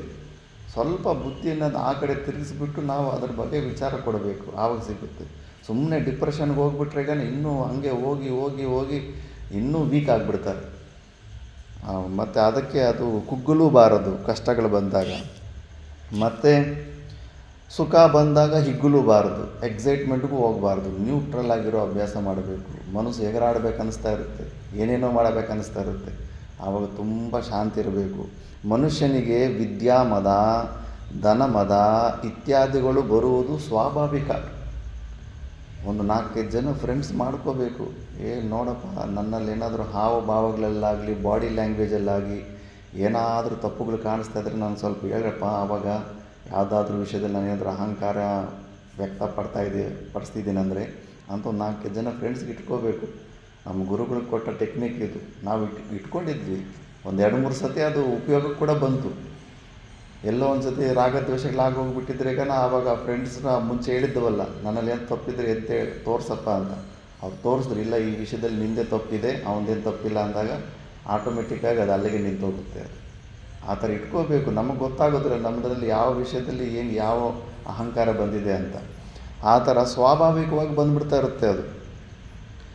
ಐಶ್ವರ್ಯವಿದ್ದು ಅದಕ್ಕೆ ಇಲ್ಲಿ ರಾಮಕೃಷ್ಣ ಪರಮಹಂಸ ಮಿಷನ್ನಲ್ಲಿ ಇದು ಸ್ವಾಭಾವಿಕವಾಗಿ ಅಹಂಕಾರ ಬರುತ್ತೆ ಅಂತ ಅವ್ರಿಗೆ ಗೊತ್ತು. ಆಶ್ರಮದಲ್ಲಿ 150 ವರ್ಷದಿಂದ ನಡೆಸ್ತಾ ಇದ್ದಾರೆ ಅವರ ಆಶ್ರಮ. ಅದಕ್ಕೆ ಕ್ವಾಲಿಫಿಕೇಷನ್ ಬೇಲೂರು ಮಠದಲ್ಲಿ ಅಲ್ಲಿ ಬಂಗಾಲಲ್ಲಿ ರಾಮಕೃಷ್ಣ ಪರಮಹಂಸ ಮೇಯ್ನ್ ಇದರಲ್ಲಿ ಕ್ವಾಲಿಫಿಕೇಷನ್ನು ಹೆಚ್ಚು ಇದ್ದು ಅವರ ಫ್ಯಾಮಿಲಿ ಬ್ಯಾಕ್ಗ್ರೌಂಡು ರಿಚ್ ಆಗಿದ್ದರೆ ವರ್ಷ್ಟು ಸೇವೆ, ಪಾತ್ರೆ ತೊಳೆಯೋ ಸೇವೆ, ಚರಂಡಿ ಕ್ಲೀನ್ ಮಾಡೋ ಸೇವೆ ಕೊಡ್ತಾರೆ. ಎಷ್ಟು ಪದವಿ ಹೆಚ್ಚು ಓದಿರ್ತಾನೆ, ಎಷ್ಟು ಇದಿರುತ್ತೋ ಅವನಿಗೆ ಜಾಸ್ತಿ ವರ್ಷ್ಟು ಸೇವೆ ಕೊಡ್ತಾರೆ. ಯಾಕಂದರೆ ಇವನಿಗೆ ಅಹಂಕಾರ ಬರೋದಕ್ಕೆ ಚಾನ್ಸ್ ಇರುತ್ತೆ. ನಾನು ದೊಡ್ಡ ಮನೆ ರಿಚ್ ಮನೆಯಿಂದ ಬಂದಿದ್ದೀನಿ, ನಾನು ಪೋಸ್ಟ್ ಗ್ರ್ಯಾಜುಯೇಟು ಅಂತ ಕೊಂಬುಗಳು ಬಂದಿರ್ತಾರೆ, ಗೊತ್ತಿಲ್ದಾನೆ. ಅದಕ್ಕೆ ಫಸ್ಟು ಅವ್ರಿಗೆ ಅದೇ ಸೇವೆ ಕೊಡ್ತಾರೆ.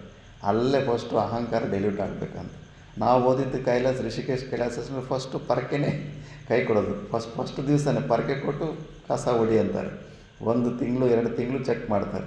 ನಂದು 1 ತಿಂಗಳಿಗೆ ಓಕೆ ಇವನಿಗೆ ಇಲ್ಲ ಸಮಸ್ಯೆ ಇಲ್ಲ ಅಂದ್ಬಿಟ್ಟಿದ್ದನ್ನು ಬೇರೆ ಸೇವೆ ಕೊಟ್ಬಿಟ್ಟಿದ್ರು. ಕೆಲವರು ಹಂಗೆ 2 ತಿಂಗಳು 3 ತಿಂಗಳು ಪರೀಕ್ಷೆ ಮಾಡ್ತಾ ಇರ್ತಾರೆ. ಅವನ ಆ ಸೇವೆಯನ್ನು ಏನು ಈ ಸೇವೆ ಮಾಡಬೇಕಾದ ಪರಿಸ್ಥಿತಿ ಬರ್ತಿದೆ ಅಲ್ಲ, ನಾನು ಪರಕೆ ಮುಟ್ಟೋದು ಹಂಗೆ ಅಂತಂದ್ರೆ ಈಗ ನಾ ಅಹಂಕಾರ ಇದ್ದವನು ಮುಂಚೆನೇ ಹೋಗಿ ಇನ್ನು ಹೊರಗಡೆ ಹೋಗಿ ಇನ್ನು ಸ್ವಲ್ಪ ತಪಸ್ಸರೆ ಮಾಡಿಕೊಂಡು ಫಸ್ಟ್ ಅದನ್ನು ಸಾಲ್ವ್ ಮಾಡ್ಕೊಂಬ ಅಂತ. ಯಾಕಂದರೆ ಮೇಯ್ನ ಶತ್ರು ಅಹಂಕಾರ ಇದ್ದುಕೊಂಡು ಏನೂ ಪ್ರಯೋಜನ ಇರೋದಿಲ್ಲ. ಸುಮ್ಮನೆ ಇನ್ಫಾರ್ಮೇಷನ್ ತೊಗೊಂಡು ಏನು ಮಾಡೋದು? ಇದು ಮೇಯ್ನು ಶತ್ರು, ಅದು ಮೂಲ ರೂಟ್ ಇದ್ದಂಗೆ ಅದು. ಆದ್ದರಿಂದ ಆ ಥರ ರಾಮಕೃಷ್ಣ ಮಿಷನ್ನಲ್ಲಿ ಫಸ್ಟ್ ಅಂಥವ್ರಿಗೆ ಆ ಥರ ಸೇವೆ ಕೊಡ್ತಾರೆ ಅವರು. ಮತ್ತು ಐಶ್ವರ್ಯವಿದ್ದು ಸಿರಿತನವು ನಶ್ವರವೆಂದು ಭಾವಿಸಿ ಅಹಂಕಾರ ಪಡೆದಿರುವುದು ಸಾಧಾರಣ ಮನುಷ್ಯನಿಂದ ಸಾಧ್ಯವಾಗುವುದಿಲ್ಲ. ಇದು ಅಷ್ಟು ಈಸಿ ಅಲ್ಲ ಅಹಂಕಾರನ ತೆಕ್ಕೊಳ್ಳೋದು. ಅದು ಸೂಕ್ಷ್ಮ ರೂಪದಲ್ಲಿರುತ್ತೆ, ನಮಗೆ ಗೊತ್ತೇ ಆಗೋದಿಲ್ಲ. ನಮಗೆ ಅಹಂಕಾರ ಇಲ್ಲ ಅಂತ ನಾವು ಅನ್ಕೊತಾ ಇರ್ತೀವಿ. ಸತ್ವಗುಣ ಪ್ರಧಾನದಲ್ಲೂ ಕೂಡ ಅಹಂಕಾರ ಇರುತ್ತೆ. ಸದಾಚಾರ ವೃತ್ತಿಯಲ್ಲೂ ಕೂಡ ಅಹಂಕಾರ ಬರುತ್ತೆ. ಗುರುವಷ್ಟಕಮಲ್ಲಿ ಭಾಷ್ಯಕಾರ ಭಗವಂತ ಬರ್ತಾರೆ, ಸದಾಚಾರ ವೃತ್ತೇಶು ಮತ್ತೋ ನ ಚಾನ್ಯಃ ಅಂತ. ಸದಾಚಾರ, ನಾನು ಒಳ್ಳೆಯ ಆಚರಣೆ ಮಾಡ್ತಾಯಿದ್ದೀನಿ, ಬೆಳಗ್ಗೆ 3 ಗಂಟೆಗೆ ಎದ್ದೇಳ್ತಾ ಇದ್ದೀನಿ, ಧ್ಯಾನ ಮಾಡ್ತಿದ್ದೀನಿ, ಜಪ ಮಾಡ್ತಿದ್ದೀನಿ, ನಾನು ಗ್ರೇಟ್ ಸಾಧಕ. ಇದರಿಂದ ಈ ಥರ ಸದಾಚಾರ ಒಳ್ಳೆಯ ಕೆಲಸಗಳಿಂದ ಕೂಡ ಅಹಂಕಾರ ಬಂದುಬಿಡ್ತಾ ಇರುತ್ತೆ. ಆದ್ದರಿಂದ ನಾವು ಸ್ಪೆಷಲ್ ಅಂತ ಫೀಲ್ ಮಾಡೋದು. ಇನ್ನೊಬ್ಬರಿಗಿಂತ ನಾನು ಈ ವಿಷಯದಲ್ಲಿ ನಾನು ಸ್ವಲ್ಪ ಸ್ಪೆಷಲ್ಲು ಅಂತ. ನೀನು ಸ್ಪೆಷಲ್ ಅಂತ ಯಾವುದೋ ಒಂದು ಗುಣದಿಂದ ನೀನು ಇನ್ನೊಬ್ಬರಿಗಿಂತ ನೀನು ಸ್ಪೆಷಲ್ ಅಂತ ಭಾವನೆ ಬಂತಂದರೆ ನೀನು ಬೌಂಡ್ರೀಸ್ ನೀನು ಫಿಕ್ಸ್ ಮಾಡ್ಕೊತಾ ಇದೆಯಾ, ನೀನು ಲಿಮಿಟ್ ಮಾಡ್ಕೊತಾ ಇದೆಯಾ. ಸರ್ವವ್ಯಾಪಕವಾದ ಚೈತನ್ಯನ ನೀನು ಆ ಒಂದು ಗುಣ ವಿಶಿಷ್ಟವಾದಂಥ ಒಂದು ಲಿಮಿಟ್ ಮಾಡ್ಕೊಂಡ್ಬಿಡ್ತಾ ಇದೆಯಾ ಅಂತ. ಆ ಥರ ಬರಲೇಬಾರ್ದು. ಆ ಸ್ಪೆಷಾಲಿಟೀಸಿಗೆ ಪ್ರಮುಖತೆ ಕೊಡಲೇಬಾರ್ದು ನಾವು. ತುಂಬ ಕಷ್ಟ, ಸಾಧ್ಯವಾಗುವುದಿಲ್ಲ ಅಂತಾರೆ, ಅಷ್ಟು ಈಸಿ ಅಲ್ಲ. ಅದಕ್ಕಾಗಿ ಇಲ್ಲಿ ಯಯಾತಿಯು ಧೀರನು ಮಾತ್ರವೇ ನಿರಹಂಕಾರಿಯಾಗುವನೆಂದು ಹೇಳಿದ್ದಾನೆ. ಕೇವಲ ಧೀರ ಪುರುಷರು ಮಾತ್ರನೇ ಕಶ್ಚಿತ್ ಧೀರ ಪ್ರತ್ಯೇಕ ಆತ್ಮಾನಂ ಐಕ್ಷತ್ ಅಂದ್ಬಿಟ್ಟು ಅನಾತ್ಮ ವಸ್ತುವನ್ನು ತಿರಸ್ಕಾರ ಮಾಡುವ ಸಾಮರ್ಥ್ಯ ನಚಿಕೇತನಿಗೆ ಹೆಂಗಿತ್ತು. ಎಷ್ಟೊಂದು ಆಪ್ಷನ್ಗಳು ಕೊಟ್ಟ. ಎಷ್ಟೊಂದು ಪ್ರಲೋಭಗಳು ಕೊಟ್ಟ, ಒಂದಕ್ಕೂ ತಲೆ ಬಗ್ಲಿಲ್ಲ. ಯಾಕಂದರೆ ವಿವೇಕವಂತ, ಧೈರ್ಯ ಇತ್ತ ಆತನಿಗೆ, ಧೀರ ಆಗಿದ್ದ ಆತ ನಚಿಕೇತ. ಅನಾತ್ಮ ವಸ್ತುಗಳಿಂದ ನನ್ನ ಕಲ್ಯಾಣ ಆಗೋದಿಲ್ಲ, ಇದರಿಂದ ನನ್ನ ಮನಃಶಾಂತಿ ಹಾಳಾಗುತ್ತೆ ಅಂತ ಕೂಡ ಚೆನ್ನಾಗಿ ಗೊತ್ತಿರುತ್ತೆ ವಿವೇಕಗಳಿಗೆ. ಇನ್ನು ಡಿಸ್ಟರ್ಬ್ ಮಾಡುತ್ತೆ ಅದು. ಪರಮಾತ್ಮನ ಚಿಂತನೆ ಮಾಡೋದು ಬಿಟ್ಬಿಟ್ಟು ಅದರ ಮೇಲೆ ಹೋಗ್ತಾ ಇರುತ್ತೆ ಮನಸ್ಸಲ್ಲಿ. ಅದಕ್ಕೆ ಕಂಪ್ಲೀಟಾಗಿ ಬಿಟ್ಬಿಟ್ಟು ಪರಮಾತ್ಮನಿಗೆ ಸರೆಂಡರ್ ಆಗೋದ್ರಲ್ಲಿ ಅದಕ್ಕೆ ಧೈರ್ಯ ಬೇಕು. ಎಲ್ಲರೂ ಮಾಡೋಕ್ಕಾಗಲ್ಲ, ತುಂಬ ಧೈರ್ಯ ಇರಬೇಕು. ಧೀರ ಪುರುಷನೇ ಅದನ್ನು ಮಾಡೋದಕ್ಕಾಗುತ್ತೆ. ಅದಕ್ಕೆ ಪ್ರಾಣಿಗಳಿಗೆ ಸುಖ ದುಃಖಗಳೆರಡೂ ದೈವಾಧೀನವಾದವುಗಳು. ಆತ್ಮಶಕ್ತಿಯಿಂದ ಪ್ರಾಪಂಚಿಕವಾದ ಸುಖ ದುಃಖಗಳು ವಿಪರ್ಯಾಸಗೊಳಿಸುವ ಸಾಧ್ಯತೆ ಇಲ್ಲ. ಸುಖ ದುಃಖಗಳನ್ನು ನಾವು ಅವಾಯ್ಡ್ ಮಾಡೋಕ್ಕಾಗಲ್ಲ. ಇದು ಹೀಗೆ ಬರ್ತಾ ಇರೋ ಸುಖ ದುಃಖಗಳು ಪೂರ್ವಜನ್ಮದಲ್ಲಿ ಮಾಡಿರೋವು. ಇದು ಆಲ್ರೆಡಿ ಶೂಟೆಡ್ ಆರೋ ಅಂತ ಆಲ್ರೆಡಿ ಒಂದು ಬಾಣನ ಬಿಟ್ಬಿಟ್ಟ ಮೇಲೆ ಮಧ್ಯದಲ್ಲಿ ಅದನ್ನು ಕಂಟ್ರೋಲ್ ಮಾಡೋಕ್ಕಾಗುತ್ತಾ? ಅದು ಹೋಗುತ್ತೆ. ಅದು ಎಲ್ಲಿ ನಾವು ಟಾರ್ಗೆಟ್ ಇಟ್ಟಿರ್ತೋ ಆ ಟಾರ್ಗೆಟ್ ರೀಚ್ ಆಗಿಬಿಡುತ್ತೆ. ಈ ಸತಿ ಈ ಜನ್ಮಕ್ಕೆ ಬಂದುಬಿಟ್ಟಿದ್ದೀವಿ ಅಂದರೆ ಇದು ಶೂಟೆಡ್ ಆರೋ. ಆಯುಷ್ಯ ಎಲ್ಲಿ ತನಕ ಇರುತ್ತೆ ಅಲ್ಲಿ ತನಕ ಚಕ್ರ ನಡೀತಾ ಇರುತ್ತೆ, ಶರೀರ ಯಾತ್ರೆ ನಡೀತಾ ಇರುತ್ತೆ. ಆದ್ದರಿಂದ ಆ ಸುಖ ದುಃಖಗಳು ಬರ್ತಾನೆ ಇರ್ತವೆ. ಆದ್ದರಿಂದ ಮಾನವನು ಸುಖ ದುಃಖಗಳೆರಡೂ ದೈವಾಯತ್ತವೆಂದು ಭಾವಿಸಿ ಸುಖವು ಬಂದಾಗ ಹಿಗ್ಗುಳಬಾರದು, ಕಷ್ಟವು ಬಂದಾಗ ಕುಗ್ಗುಳಬಾರದು. ಸುಖ ದುಃಖಗಳು ಬ್ರಹ್ಮ ನಿಯಾಮಕವಾದವುಗಳು, ಜನ್ಮ ಜನ್ಮಾಂತರಗಳ ಕರ್ಮಫಲದಿಂದ ಲಭಿಸತಕ್ಕವುಗಳು. ಸುಖ ದುಃಖಗಳಿಗೆ ಧನಿಕರು ಬಡವರು ಎಂಬ ವಿವೇಚನೆಯಾಗಲಿ, ದುಷ್ಟರು ಶಿಷ್ಟರು ಎಂಬ ವಿವೇಚನೆಯಾಗಲಿ ಇರುವುದಿಲ್ಲ. ಅಯ್ಯೋ ಪಾಪ ಒಳ್ಳೆ ಹುಡುಗನಪ್ಪ, ಇವನಿಗೆ ನಾನು ದುಃಖ ಕೊಡಬಾರ್ದಂತ ಅದೇನು ನಿಶ್ಚಯ ಮಾಡೋದಿಲ್ಲ. ಅವನು ಪಾಪಕರ್ಮಗಳು ಮಾಡಿದಾನ, ಅವನು ಒಳ್ಳೆಯವನಾಗಲಿ ಕೆಟ್ಟವನಾಗಲಿ. ದೇವತೆಗಳು ಕೂಡ ತಪ್ಪಿಸ್ಕೊಳ್ಳೋದಕ್ಕಾಗೋದಿಲ್ಲ ಕರ್ಮಫಲಗಳು. ಅದಕ್ಕೆ ಕರ್ಮದ ಬಗ್ಗೆ ಬರ್ತಾರೀ ಹಂಗೆ ಸ್ತುತಿ ಮಾಡ್ತಾನಲ್ಲ, ತ್ರಿಮೂರ್ತಿಗಳನ್ನು ಕೂಡ ಬಿಟ್ಟಿಲ್ಲ ಕರ್ಮಗಳು ಅಂದ್ಬಿಟ್ಟು. ಬ್ರಹ್ಮ ಏನ ಕುಲಾಲವತ್ ನಿಯಮಿತೋ ಬ್ರಹ್ಮಾಂಡ ಬಾಂಡೋದರೇ ವಿಷ್ಣುರ್ಯೇನ ದಶಾವತಾರ ಗಹನೆ ಕ್ಷಿಪ್ತೋ ಮಹಾಸಂಕಟೆ ರುದ್ರೋಯೇನ ಕಪಾಲಪಾನಪುಟಕೆ ಭಿಕ್ಷಾಟನಂ ಕಾರಿತಃ ಸೂರ್ಯೋ ನಿತ್ಯಮೇವ ಗಗನೆ ಸೂರ್ಯೋ ಭ್ರಾಮ್ಯತಿ ನಿತ್ಯಮೇವ ಗಗನೆ ತಸ್ಮೈ ನಮಃ ಕರ್ಮಣೆ ಅಂತ. ಕರ್ಮಕ್ಕೆ ನಿನಗೊಂದು ದೊಡ್ಡ ನಮಸ್ಕಾರಪ್ಪ. ಓ ಕರ್ಮ, ನೀನು ತ್ರಿಮೂರ್ತಿಗಳನ್ನು ಬಿಟ್ಟಿಲ್ವಲ್ಲ. ಆ ಬ್ರಹ್ಮ ಕೈಯಲ್ಲಿ ಮಡಿಕೆಗಳು ಮಾಡ್ತಾ ಇರ್ತಾನಲ್ಲ, ಆ ಥರ ಸೃಷ್ಟಿ ಮಾಡೋ ಕೆಲಸ ಕೊಟ್ಟುಬಿಟ್ಟಿದೆಯಲ್ಲ. ಬ್ರಹ್ಮನ ಜುಟ್ಟು ಇಟ್ಕೊಂಡು ಸೃಷ್ಟಿಗೆ ಕೆಲಸಗಳು ಮಾಡಿಸ್ಕೊತಾ ಇದೆಯಾ. ಆ ವಿಷ್ಣುವಿಗೆ ಪೊಲೀಸ್ ಡಿಪಾರ್ಟ್ಮೆಂಟ್ ಕೊಟ್ಟುಬಿಟ್ಟಿದೆಯಾ. ದುಷ್ಟ ಶಿಕ್ಷಣ ಶಿಷ್ಟ ರಕ್ಷಣಾ ಆ ಕೆಲಸ ಕೊಟ್ಟು ಜುಟ್ಟು ಇಡಿಸಿ ಆ ಕೆಲಸ ಮಾಡಿಸ್ಕೊತಾ ಇದೆಯಾ. ಶಿವನಿಗಂತೂ ಡೈರೆಕ್ಟಾಗಿ ಚಿಪ್ಪೆ ಕೊಟ್ಟುಬಿಟ್ಟಿದೆ, ಹೋಗು ಭಿಕ್ಷಾಟನೆ ಮಾಡ್ಕೋಗ ಅಂದ್ಬಿಟ್ಟು ಭಿಕ್ಷೆ ಮಾಡ್ಕೊತಾ ಇದ್ದಾನೆ. ಸೂರ್ಯ ನೋಡಿದ್ರೆ ಡೈಲಿ ಜಾಬ್, ರೆಸ್ಟ್ ಇಲ್ದರೆ ಕಂಪ್ಲೀಟಾಗಿ ಡೈಲಿ ಜಾಬ್ ಮಾಡ್ಕೊತಾ ಇದ್ದಾನೆ. ಅದಕ್ಕೆ ನಿನಗೊಂದು ದೊಡ್ಡ ನಮಸ್ಕಾರ ಕರ್ಮ ಅಂತ ದೊಡ್ಡ ನಮಸ್ಕಾರ ಹೊಡಿತಾನೆ. ಆದ್ದರಿಂದ ಕರ್ಮಗಳು ಮಾಡಿ ಬಂದಿದ್ದೇವೆ ಅಂದರೆ ಇವೆಲ್ಲ ಬಂದೇ ಬರ್ತವೆ. ಭೂಲೋಕದ ಪ್ಲ್ಯಾಟ್ಫಾರಮೇ 50-50, ಸುಖ ದುಃಖಗಳೆಲ್ಲ ಮಿಕ್ಸ್ ಇರುತ್ತೆ. ಆದ್ದರಿಂದ ಸುಖ ದುಃಖಗಳೆಲ್ಲ ಬಂದೇ ಇರ್ತವೆ. ಆದ್ದರಿಂದ ಅದಕ್ಕೆ ವಿವೇಚನೆ ಇರೋದಿಲ್ಲ. ಪ್ರತಿಯೊಬ್ಬ ಮಾನವನು ಮತ್ತೊಬ್ಬನ ದೃಷ್ಟಿಯಿಂದ ಸುಖಿ. ಇದು ಕೂಡ ನೋಡಿ, ನಮಗೇನು ಅನಿಸುತ್ತೆ, ಕಷ್ಟಗಳು ನಮಗೆ ಮಾತ್ರನೇ ಬಂದಿದ್ದಾವೆ ಅಂತ ನಮ್ಗೆ ಅನಿಸ್ತಾ ಇರುತ್ತೆ. ಮಿಕ್ಕಿದವರೆಲ್ಲ ಪ್ರಪಂಚದಲ್ಲಿ ನಮಗಿಂತ ಮಿಕ್ಕಿದವರೆಲ್ಲ ತುಂಬ ಸುಖವಾಗಿದ್ದಾರೆ ಅಂತ ನಮ್ಗೆ ಅನಿಸ್ತಾ ಇರುತ್ತೆ. ನನಗೆ ಕೂಡ ಈ ಭ್ರಾಂತಿ ಇತ್ತು. ನಾನು ಕರೀಂನಗರಲ್ಲಿದ್ದಾಗ ಬಹುಶಃ ಮ್ಯಾಕ್ಸಿಮಮ್ ಪ್ರಾಬ್ಲಮ್ಸು ಸ್ವಲ್ಪ ಫೈನಾನ್ಷಿಯಲಿ ದುಡ್ಡಿದ್ರಾಗನ ಹೆಚ್ಚು ಸಮಸ್ಯೆಗಳಿರಲ್ಲ. ದುಡ್ಡಿಲ್ಲ ಅಂದರೆ ಸ್ವಲ್ಪ ಸಮಸ್ಯೆಗಳು ಹೆಚ್ಚಿರ್ತದಂತ ಸ್ವಲ್ಪ ಒಳಗಡೆ ಇತ್ತು. ಅಲ್ಲಿ ಒಂದು ವರ್ಷಕ್ಕೊಂದು ಅಲ್ಲಿ ಯಜ್ಞ ಮಾಡ್ತಾರೆ. ಅವ್ರ ಭಕ್ತರ ಮನೆಗೆ ಹೋಗಬೇಕು. ಎಲ್ಲ ಕೋಟ್ಯಾಧಿಪತಿಗಳು 10 ಕೋಟಿ 30 ಕೋಟಿ 100 ಕೋಟಿ ಆಸ್ತಿ ಇರೋರೆಲ್ಲ ರೈಸ್ ಮಿಲ್ ಓನರ್ಸ್ ಇದ್ರಲ್ಲಿ ಕರೀಂನಗರ್ ತೆಲಂಗಾಣದಲ್ಲಿ. ಅಲ್ಲಿ ಹೋಗಿ ನೋಡಿದ್ರೆ ಅಬ್ಬಬ್ಬಬ್ಬ, ಅವ್ರ ಮನೆಯಲ್ಲಿ ಇನ್ನೂ ಹೆಚ್ಚು ರೊಕ್ಕ ಇರೋರಿಗೆ ಹೆಚ್ಚು ಸಮಸ್ಯೆಗಳು. ಬೆಳಗ್ಗೆಯಿಂದ ಸಾಯಂಕಾಲ ತನಕ ದುಃಖಾಂತ ನಾಟಕ ಕೇಳಿ ನಾನು ಡಲ್ಗಾಗ್ಬಿಡ್ತಾ ಇದ್ದೆ, ಸುಸ್ತಾಗ್ಬಿಡ್ತಾ ಇದ್ದೆ, ಜ್ವರ ಬಂದಂಗೆ ಆಗ್ತಾಯಿತ್ತು. ಆವಾಗ ಅನಿಸ್ತಾ ಇವರು ಏನೋ ತುಂಬ ಆನಂದವಾಗಿದ್ದಾರಂತ ದುಡ್ಡು ಇಲ್ಲದೆಯವರು ಭ್ರಾಂತಿಯಿಂದ ಇರ್ತಾರೆ. ಹೆಚ್ಚು ಸಮಸ್ಯೆಗೆ ಇವ್ರಿಗೆ ಇದೆ. ದುಡ್ಡು ಇಲ್ಲದೆ ಇರೋರಿಗೆ ರಾತ್ರಿ ಹೊತ್ತಾದರೂ ಚೆನ್ನಾಗಿ ನಿದ್ದೆ ಬರ್ತಾಯಿದೆ, ಇವ್ರಿಗೆ ನಿದ್ದೆನೂ ಬರಲ್ಲ, ಎಲ್ಲ ಸ್ಲೀಪಿಂಗ್ ಟ್ಯಾಬ್ಲೆಟ್ಸೇ. ಅಷ್ಟು ಸಮಸ್ಯೆಗಳಿರ್ತವೆ. ಅರ್ಥಮನರ್ಥಂ ಭಾವಯ ನಿತ್ಯಂ ಅಂದ್ಬಿಟ್ಟು ಅದನ್ನು ಇಲ್ಲಿ ಹೇಳ್ತಾ ಇದ್ದಾರೆ ನೋಡಿ. ಪ್ರತಿಯೊಬ್ಬ ಮಾನವನು ಮತ್ತೊಬ್ಬನ ದೃಷ್ಟಿಯಿಂದ ಸುಖಿ. ನಮ್ಗೆ ಅನಿಸ್ತಾ ಇರುತ್ತೆ ನಮಗೆ ಮಾತ್ರನೇ ಕಷ್ಟ ಗಿಚ್ಚು ಬರ್ತಾ ಇದೆ, ಮಿಕ್ಕದವ್ರು ಸುಖವಾಗಿದ್ದಾರೆ ಅಂತ. ಎಲ್ಲರ ಮನೆ ದೋಸೆನೂ ತೂತೆ ಅನ್ನೋ ವಿಷಯ ಗೊತ್ತಿಲ್ಲ. ಮತ್ತು ತನ್ನ ವಿಷಯವಾಗಿ ಹೇಳಿಕೊಳ್ಳುವಾಗ ಪ್ರತಿಯೊಬ್ಬನೂ ತನ್ನ ಕಷ್ಟ ಪರಂಪರೆಗಳನ್ನೇ ತೋಡಿಕೊಳ್ಳುತ್ತಾನೆ. ಅರ್ಥಾತ್ ದೈವವು ಅಥವಾ ವಿಧಿಯು ಪ್ರಪಂಚದಲ್ಲಿರುವ ಪ್ರತಿಯೊಂದು ಪ್ರಾಣಿಯನ್ನು ನಿಷ್ಪಕ್ಷಪಾತವಾಗಿ ಸರ್ವಸಮ್ಮತದಿಂದ ಕಾಣುತ್ತದೆ. ಭಗವಂತನಲ್ಲಿ ಏನು ಪಕ್ಷಪಾತ ಇರೋದಿಲ್ಲ. ಸುಮ್ಮನೆ ಆರೋಪಗಳು ಮಾಡ್ಕೊತಾ ಇರ್ತೀವಿ. ಈ ಭಗವಂತನ ಬೇಡ್ಕೊಂಡಿದ್ದಕ್ಕೆ ಕೆಲಸನೇ ಆಗಿಲ್ಲ ಅಂದ್ಬಿಟ್ಟು ಆ ಭಗವಂತನನ್ನೇ ಬಿಟ್ಟುಬಿಟ್ಟು ಬೇರೆ ಭಗವಂತನ ಹತ್ರ ಹೋಗೋದು, ಆ ಗುಡಿ ಬಿಟ್ಟು ಈ ಗುಡಿ ಹೋಗೋದು. ಏನು ಮಾಡಿದ್ರು ಪರಮಾತ್ಮ ನಿಷ್ಪಕ್ಷವಾಗಿ ಒಂದು ಜೆನ್ಯೂನ್ ಲಾಯರ್ ಇದ್ದಂಗೆ ಅಷ್ಟೇ, ಜಡ್ಜ್ ಇದ್ದಂಗೆ ಅಷ್ಟೇ. ಅವನು ನಾವು ಏನು ಕರ್ಮಗಳಿಗೆ ಕರ್ಮ ಸಾಪೇಕ್ಷವಾಗೇ ಅದನ್ನು ನಮಗೇನಾದರೂ ಕೊಡೋದಕ್ಕೆ ಬರುತ್ತೆ, ಅದಕ್ಕೆ ಸಾಮರ್ಥ್ಯ ಇರುತ್ತೆ. ನಾವು ಕರ್ಮಗಳು ಮಾಡಲಿಲ್ಲ ಅಂದರೂ ಕೂಡ ಹೆಚ್ಚು ಕೊಡುವ ಸಾಮರ್ಥ್ಯ ಪರಮಾತ್ಮನಿಗಿರುತ್ತೆ. ಆದರೆ ಆತ ಮಾತ್ರ ನಿಯಮಾನುಸಾರವಾಗಿ ನಾವು ಏನು ಸತ್ಕರ್ಮಗಳು ಮಾಡಿರ್ತೀವೋ ಕರ್ಮಕ್ಕೆ ಅನುಕೂಲವಾಗಿ ಏನಾದರೂ ನಮಗೆ ವರ ಕೊಡೋದಕ್ಕಾಗುತ್ತೆ. ಕರ್ಮ ಸಾಪೇಕ್ಷನೇ ಈಶ್ವರ ಕೂಡ ಏನಾದರೂ ಕೊಡೋಕ್ಕಾಗುತ್ತೆ. ಆದ್ದರಿಂದ ನಾವು ಮಾಡೋ ಸತ್ಕರ್ಮಗಳೇ ನಮ್ಮ ಆಶೀರ್ವಾದ, ಅದೇ ನಮ್ಮ ಕೃಪೆ ಅಂತ ನಾವು ಭಾವಿಸ್ಕೊಂಡು ಇದು ಮಾಡಬೇಕು. ಪ್ರಪಂಚದಲ್ಲಿ ಸುಖಿಯು ಯಾರೆಂದರೆ ಯತಿಯು ಹೇಳಿರುವಂತೆ ಸುಖ ದುಃಖಗಳೆರಡಕ್ಕೂ ಸಮತ್ವವನ್ನು ಕಲ್ಪಿಸಿರುವ ಧೀರನೊಬ್ಬನೇ.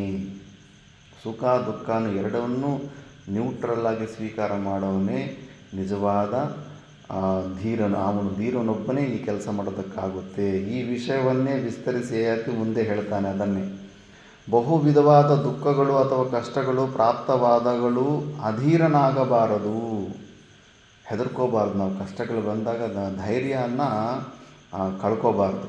ಅದು ಪ್ರಾಕ್ಟೀಸ್ ಮಾಡ್ಕೋಬೇಕು. ಇಲ್ಲ ನನಗೇನು ಆಗಿಲ್ಲ, ನನಗೇನು ದುಃಖ ಇಲ್ಲ, ನಾನು ಚೆನ್ನಾಗೇ ಇದ್ದೀನಿ ಅಂತ. ಅದು ಟೆಕ್ನಿಕ್ ಅದು. ಅಂತೆಯೇ ಬಹು ವಿಧವಾದ ಸುಖಗಳು ಪ್ರಾಪ್ತವಾದಾಗಲೂ ಸಂತೋಷಾಧಿಕ್ಯದಿಂದ ಮೆರೆಯಬಾರದು.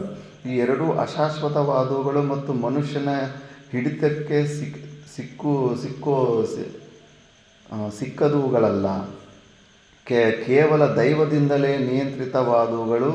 ಆದ್ದರಿಂದ ಸುಖ ದುಃಖಗಳನ್ನು ಕೇವಲ ಅದೃಷ್ಟಾಯತ್ತವೆಂದು ಭಾವಿಸಿ ಧೀರನಾದವನು ಕಷ್ಟ ಬಂದಾಗ ಸಂತಾಪ ಪಡಬಾರದು, ಸುಖವು ಪ್ರಾಪ್ತವಾದಾಗ ಸಂತೋಷಿಸಲು ಬಾರದು. ಅಷ್ಟಕ ಮಾನವನು ಸರ್ವದಾ ತನ್ನ ಮನಸ್ಸಿನಲ್ಲಿ ಈ ವಿಧವಾಗಿಯೇ ಯೋಚಿಸಬೇಕು. ಇದು ಒಳ್ಳೆ ಟೆಕ್ನಿಕ್. ಇದು ನೀವು ಸೈಕ್ಯಾಟ್ರಿಸ್ಟ್ ಹತ್ರ ಹೋದರೂ ಕೂಡ, ಕೌನ್ಸಿಲರ್ ಹತ್ರ ಹೋದರೂ ಕೂಡ ಇಂಥವೇ ಟೆಕ್ನಿಕ್ಸ್ ಹೇಳ್ಕೊಡ್ತಾರೆ. ಭಯದಲ್ಲಿ, ಕಷ್ಟದಲ್ಲಿ, ಅಂದರೆ ಕಷ್ಟ ಬಂದಾಗ ನಾನು ಮೋಹಗೊಳ್ಳುವುದಿಲ್ಲ, ಭ್ರಾಂತನಾಗುವುದಿಲ್ಲ, ನಾನು ಭಯ ಯಾವುದೋ ಒಂದು ವಿಷಯಕ್ಕೆ ಭಯ ಬರ್ತಾ ಇರುತ್ತೆ. ಭಯ ಬಂದಾಗ ನಾನು ಹೆದರೋದಿಲ್ಲ, ನನಗೇನೂ ಆಗಲ್ಲ ಅಂತ ಅಭ್ಯಾಸ ಮಾಡ್ಕೋಬೇಕು. ಥಾಟ್ ಸೀಕ್ವೆನ್ಸಲ್ಲಿ ನನ್ನ ಮನಸ್ಸಿಗೆ ಯಾವಾಗಲೂ ಯಾವ ಕಾರಣದಿಂದಲೂ ಸಂತಾಪ ಉಂಟಾಗುವುದಿಲ್ಲ. ಆಗ್ತಾಯಿದ್ರು ಕೂಡ, ನೋವು ಆಗ್ತಾಯಿದ್ರು ಕೂಡ ನನಗೆ ನೋವು ಆಗ್ತಾ ಇಲ್ಲ. ಇದು ಅಭ್ಯಾಸ ಮಾಡ್ಕೋಬೇಕು ಥಾಟ್ ಸೀಕ್ವೆನ್ಸಿಯಲ್ಲಿ. ಬ್ರಹ್ಮನು ನನ್ನ ಜೀವನದ ನಿಯಂತ್ರಣವನ್ನು ಹೇಗೆ ಮಾಡುತ್ತಾನೆಯೋ ಹಾಗೆಯೇ ನನ್ನ ಜೀವನವು ನಡೆಯುತ್ತೆಂದು ನಾನು ದೃಢವಾಗಿ ನಂಬಿದ್ದೇನೆ. ಶರೀರವನ್ನು ಪ್ರಾರಬ್ಧಕ್ಕೆ ಕಂಪ್ಲೀಟಾಗಿ ಸಮರ್ಪಣೆ ಮಾಡಿಬಿಡಬೇಕು ಎಂಬುದಾಗಿ ಮನಸ್ಸಿನಲ್ಲಿ ಪದೇ ಪದೇ ಹೇಳಿಕೊಳ್ಳುತ್ತಿದ್ದರೆ ಇದು ಅಭ್ಯಾಸ ಮಾಡ್ಕೋಬೇಕು. ಪಾಸಿಟಿವಿಟಿಯನ್ನು ಇನ್ಕ್ರೀಸ್ ಮಾಡ್ಕೊತಾ ಇರಬೇಕು. ಮನಸ್ಸಿಗೆ ತುಂಬ ಪವರ್ ಇರುತ್ತೆ. ನಾವು ಯಾವ ಥರ ಭಾವನೆಯಲ್ಲಿ ಇರ್ತೇವೋ ಅದೇ ಥರ ಜೀವನ ಆಗಿಬಿಡುತ್ತೆ. ಆಗುತ್ತೆ, ಮಾಡ್ತೀನಿ, ಪೂರ್ತಿ ಆಗುತ್ತೆ, ಎಲ್ಲ ಪಾಸಿಟಿವ್ ಇಂದ 99 ಜನ ಖಾಲಿಯಲ್ಲಿ ಕೆಲಸ ಬಂದು ಅದು ಆಗುತ್ತೋ ಹೋಗುತ್ತಾ ಕೆಲಸ, ಅದು ಆಗೋದಿಲ್ಲ, ಎಲ್ಲ ಖಾಲಿಯಲ್ಲಿ ಕೆಲಸ ಮಾಡ್ತಾ ಇರ್ತಾರೆ. ಇಲ್ಲ, ಅವೆಲ್ಲ ಮಾತು ಕೇಳಿ ನಾವು ಬಯಾಸ್ ಆಗಬಾರ್ದು. ಪಾಸಿಟಿವಿಟಿಯಲ್ಲೇ ಇರಬೇಕು ಯಾವಾಗಲೂ. ಆಗುತ್ತೆ ಹಾಗೇ ಆಗುತ್ತೆ ಅಂತ ಈ ಥರ ಅಭ್ಯಾಸದಲ್ಲಿರಬೇಕು. ಮತ್ತು ಪ್ರಪಂಚದಲ್ಲಿರುವ ಸ್ವೇದಜಗಳು, ಅಂಡಜಗಳು, ಉದ್ಬೀಜಗಳು, ಸರೀಸೃಪಗಳು, ಕ್ರಿಮಿಗಳು, ನೀರಿನಲ್ಲಿ ವಾಸ ಮಾಡುವ ಮತ್ಸ್ಯಾದಿಗಳು, ಕಲ್ಲು, ಹುಲ್ಲು, ಕಟ್ಟಿಗೆಗಳು ಸಹ ಬ್ರಹ್ಮನ ಸಂಕಲ್ಪ ಮಾತ್ರದಿಂದಲೇ ಹುಟ್ಟುತ್ತವೆ. ನಮಗೇನಿಸುತ್ತೆ, ಸುಮ್ಮನೆ ಹಂಗೆ ಅನ್ಕೊಂಡ್ಬಿಟ್ರೆ ಕಷ್ಟಗಳು ಬಂದು ನನಗೆ ಬಂದಿಲ್ಲ ಅಂತ ಅನ್ಕೊಂಡ್ಬಿಟ್ರೆ ಕೆಲಸ ಆಗುತ್ತಾ ಅಂತ. ಅದಕ್ಕೆ ಪ್ರೂಫ್ ಕೊಡ್ತಾ ಇದ್ದಾನೆ. ಕೇವಲ ಬ್ರಹ್ಮ ಅಂದ್ಕೊಂಡಿದ್ದಕ್ಕೆ, ಸಂಕಲ್ಪ ಮಾಡಿದ್ದಕ್ಕೆ ಸೃಷ್ಟಿಯಾಗಿದೆ. ಸಂಕಲ್ಪಕ್ಕೆ ಅಷ್ಟು ತಾಕತ್ತು, ಸೃಷ್ಟಿಯನ್ನೇ ಉತ್ಪನ್ನ ಮಾಡುವಷ್ಟು ತಾಕತ್ತಿರೋವಾಗ ಸಂಕಲ್ಪಕ್ಕೆ ಏನು ಬೇಕಾದರೂ ಆಗುತ್ತೆ. ನಮ್ಮ ತಾತ ನಮ್ಮ ಗುರುಗಳು ಓಂಕಾರೇಶ್ವರದಲ್ಲಿ ರಾತ್ರಿ ಹೊತ್ತು ಮಲಗಿದ್ದಾಗ ಆ ಏರಿಯಾದಲ್ಲಿ ಒಬ್ಬ ವಿಕ್ಷಿಪ್ತ ರೋಗಿ ಇದ್ದಂತೆ. ಅವನು ಯೋಗಿನೇ, ಯೋಗ ಮಾಡುವಾಗ ಏನೋ ಹೆಚ್ಚು ಕಡಿಮೆ ಮಾಡ್ಕೊಂಡ್ಬಿಟ್ಟು ಯೋಗ ಭ್ರಷ್ಟನಾಗ್ಬಿಟ್ಟಿದ್ದಾನೆ. ಅವನಿಗೆ ಮೈಂಡ್ ರೀಡಿಂಗ್ ಎಲ್ಲ ಬೇರೆಯವ್ರ ಮನಸ್ಸಲ್ಲೆಲ್ಲ ಏನಾಗ್ತದೆ ಅನ್ನೋ ವಿಷಯ ಗೊತ್ತಾಗ್ತಾ ಇರುತ್ತೆ. ಅವನಿಗೆ ಯಾವುದೋ ಒಂದು ರೋಗ ಬಂದಿದೆ, ಬೋನ್ ಕ್ಯಾನ್ಸರ್. ಅವನು ಸರಿಯಾಗಿ ಉಪಾಯ ಕಂಡ್ಕೊಂಡು ಬಂದುಬಿಟ್ಟು ನಮ್ಮ ತಾತ ಗುರುವಿನ 12 ಗಂಟೆ ರಾತ್ರಿಯಲ್ಲಿ ನಮ್ಮ ಗುರುಗಳಲ್ಲೇ ಕೆಳಗಡೆ ಮಲ್ಕೊಂಡಿದ್ರಂತೆ. ಬಂದು ಎಬ್ಬಿಸಿಬಿಟ್ಟು ಗುರುಗಳೇ, ನೀವು ವೇದಾಂತಿಗಳಲ್ಲ, ನಿಮಗೆ ಈ ಶರೀರದಲ್ಲಿ ಯಾವುದೇ ಪ್ರಕಾರದಂಥ ಮೋಹ ಇರಬಾರ್ದಲ್ಲ, ಈ ಶರೀರದ ತಾದಾತ್ಮ್ಯನ ತೆಕ್ಕೊಂಡು ನೀವು ಜ್ಞಾನನಿಷ್ಠೆಗೆ ಪ್ರಯತ್ನ ಮಾಡ್ತಿರ್ತೀರಲ್ಲ. ಅಂದರೆ ಹೌದು, ನಮಗೆ ಈ ಶರೀರದಿಂದ ಯಾವುದೇ ಅವಶ್ಯಕತೆ ಇಲ್ಲ, ಪ್ರಯೋಜನವಿಲ್ಲ, ಇದ್ರ ಬಗ್ಗೆ ನಾವು ಮೋಹ ಇಟ್ಕೊಡೋದಿಲ್ಲ ಅಂತ. ಮತ್ತು ನಿಮಗೆ ಈ ಶರೀರ ಬೇಕಾಗಿಲ್ಲ ಅಂದರೆ ನಮಗೆ ಈ ಶರೀರದಿಂದ ಅವಶ್ಯಕತೆ ಇದೆ. ಮತ್ತು ಶಾಸ್ತ್ರ ಹೇಳುತ್ತೆ, ಸಂಕಲ್ಪ ಬಲದಿಂದ ಇನ್ನೊಬ್ಬರ ರೋಗನೂ ಕೂಡ ನಾವು ಸ್ವೀಕಾರ ಮಾಡ್ಬೋದು ಅಂತಿದೆ. ಅದು ನಿಜ ಅಂದರೆ ಹೌದು, ಶಾಸ್ತ್ರದ ಮಾತು ನಿಜ ಅಂತ. ಆ ಮಾತು ನಿಜವಾದರೆ, ನೀವು ನಿಜವಾದ ವೇದಾಂತಿ ಆದರೆ, ನಿಮ್ಮ ಶರೀರದಲ್ಲಿ ನಿಮಗೆ ಮೋಹ ಇಲ್ಲಾಂದರೆ ನನ್ನ ರೋಗನ ತಗೊಳ್ಳಿ ಅಂತ ಅಲ್ಲೇ ಚಾಲೆಂಜ್ ಕೊಟ್ಟನಂತೆ. ಸರಿ ಅಂತ ನಮ್ಮ ಗುರುಗಳಿಗೆ ತಗೊಂಬ ಕಳಶ ತಗೊಂಡಿದ್ದು ಹಂಗೆ ಸಂಕಲ್ಪ ಮಾಡ್ದಂತೆ. ಮಾಡಿದ ತಕ್ಷಣ ಹಂಗೆ ಅವನು ಫುಲ್ಲು ಸ್ವಸ್ಥ ಆಗಿಬಿಟ್ಟು ಅವನು ಆರಾಮಾಗಿ ನಡ್ಕೊಂಡು ಹೋಗ್ಬಿಟ್ನಂತೆ. ನಮ್ಮ ತಾತ ಗುರುಗಳು ಕೆಳಗಡೆ ಬಿದ್ದೋಗ್ಬಿಟ್ರಂತೆ. ವಿಪರೀತವಾದ ಜ್ವರ, ಟೆಂಪ್ರೇಚರ್ ಎಲ್ಲ. ನಮ್ಮ ಗುರುಗಳಿಗೆ ಹೆದರಿಕೆ ಆಗಿಬಿಟ್ಟು ಕಿರ್ಚಾಡಿದ್ರಂತೆ, ಏನೋ ಮಾಡಿಬಿಟ್ಟು ಹೋಗ್ಬಿಟ್ಟ ಅವನಂತ. ಮತ್ತು ಗುರುಗಳೇ ಏನೂ ಆಗಿಲ್ಲ, ಸ್ವಲ್ಪ ಹೊತ್ತಷ್ಟೇ ಅಂದ್ಬಿಟ್ಟಂತ. ಸಂಕಲ್ಪ ಬಲಕ್ಕೆ ಅದಕ್ಕೆ ಯೋಗ್ಯತೆ ಇರಬೇಕು, ಸುಳ್ಳನ್ನು ಆಡಬಾರ್ದು, ಯಥಾರ್ಥವಾಗಿ ಸ್ಟ್ರೈಟ್ ಫಾರ್ವರ್ಡ್ ಅಂಥವ್ರ ಸಂಕಲ್ಪಕ್ಕೆ ಅದು ಬಲ ಇರುತ್ತೆ. ಇವತ್ತು ಈ ಆಶ್ರಮ ಇಷ್ಟು ವರ್ಷಗಳಾದರೂ ಕೂಡ ಇಲ್ಲಿ ಸ್ವಾಧ್ಯಾಯ ನಡೀತಾ ಇದೆ ಅಂದರೆ ಅಡಗಪ್ಪ ತಾತನವ್ರ ಗಟ್ಟಿ ಸಂಕಲ್ಪ, ಅದು ಸತ್ಯ ಸಂಕಲ್ಪ. ಅದು ಆ ಸಂಕಲ್ಪಕ್ಕೆ ಅಷ್ಟೊಂದು ಬಲ ಇರುತ್ತೆ. ಆ ಬಲ ಇದ್ದಾಗ ಅಂಥವ್ರದ್ದೇ ಆಗ್ತಾ ಇರ್ತವೆ. ಮತ್ತು ನಾವು ಮನಸ್ಸಿಂದ ನಮಗೆ ಕಷ್ಟಗಳಾಗ್ತಾಯಿದ್ರು ಆಗ್ತಾಯಿಲ್ಲ ಅಂದ್ಕೊಂಡ್ರೆ ಏನಾಗುತ್ತೆ ಅಂತ ನಮಗೆ ಕಾಮಿಡಿ ಅನಿಸುತ್ತೆ. ಕಾಮಿಡಿ ಅಲ್ಲ, ನಾವು ಯಾವ ಥರ ಭಾವನೆ ಮಾಡ್ತೀವೋ ಅದೇ ಥರ ಜೀವನ ಆಗ್ಬಿಡುತ್ತೆ. ಯಾವುದು ಇಂಪಾಸಿಬಲ್, ಸರ್ವಂ ಸಂಭವಂ ಮಾಯಾಯಾಮ್ ಅಂದ್ಬಿಟ್ಟು ಎಲ್ಲವೂ ಯಾವುದೇ ಆಗಲಿ ಅಸಾಧ್ಯ ಅನ್ನೋದು ಒಂದು ಇರೋದಿಲ್ಲ, ಎಲ್ಲವೂ ಸಾಧ್ಯ ಆಗುತ್ತೆ. ಆದ್ದರಿಂದ ಆ ಥರ ಸಂಕಲ್ಪದಿಂದ ಸೃಷ್ಟಿನೇ ಆಗಿದೆ ಅಂತ ತೋರಿಸ್ತಾ ಇದ್ದಾರೆ.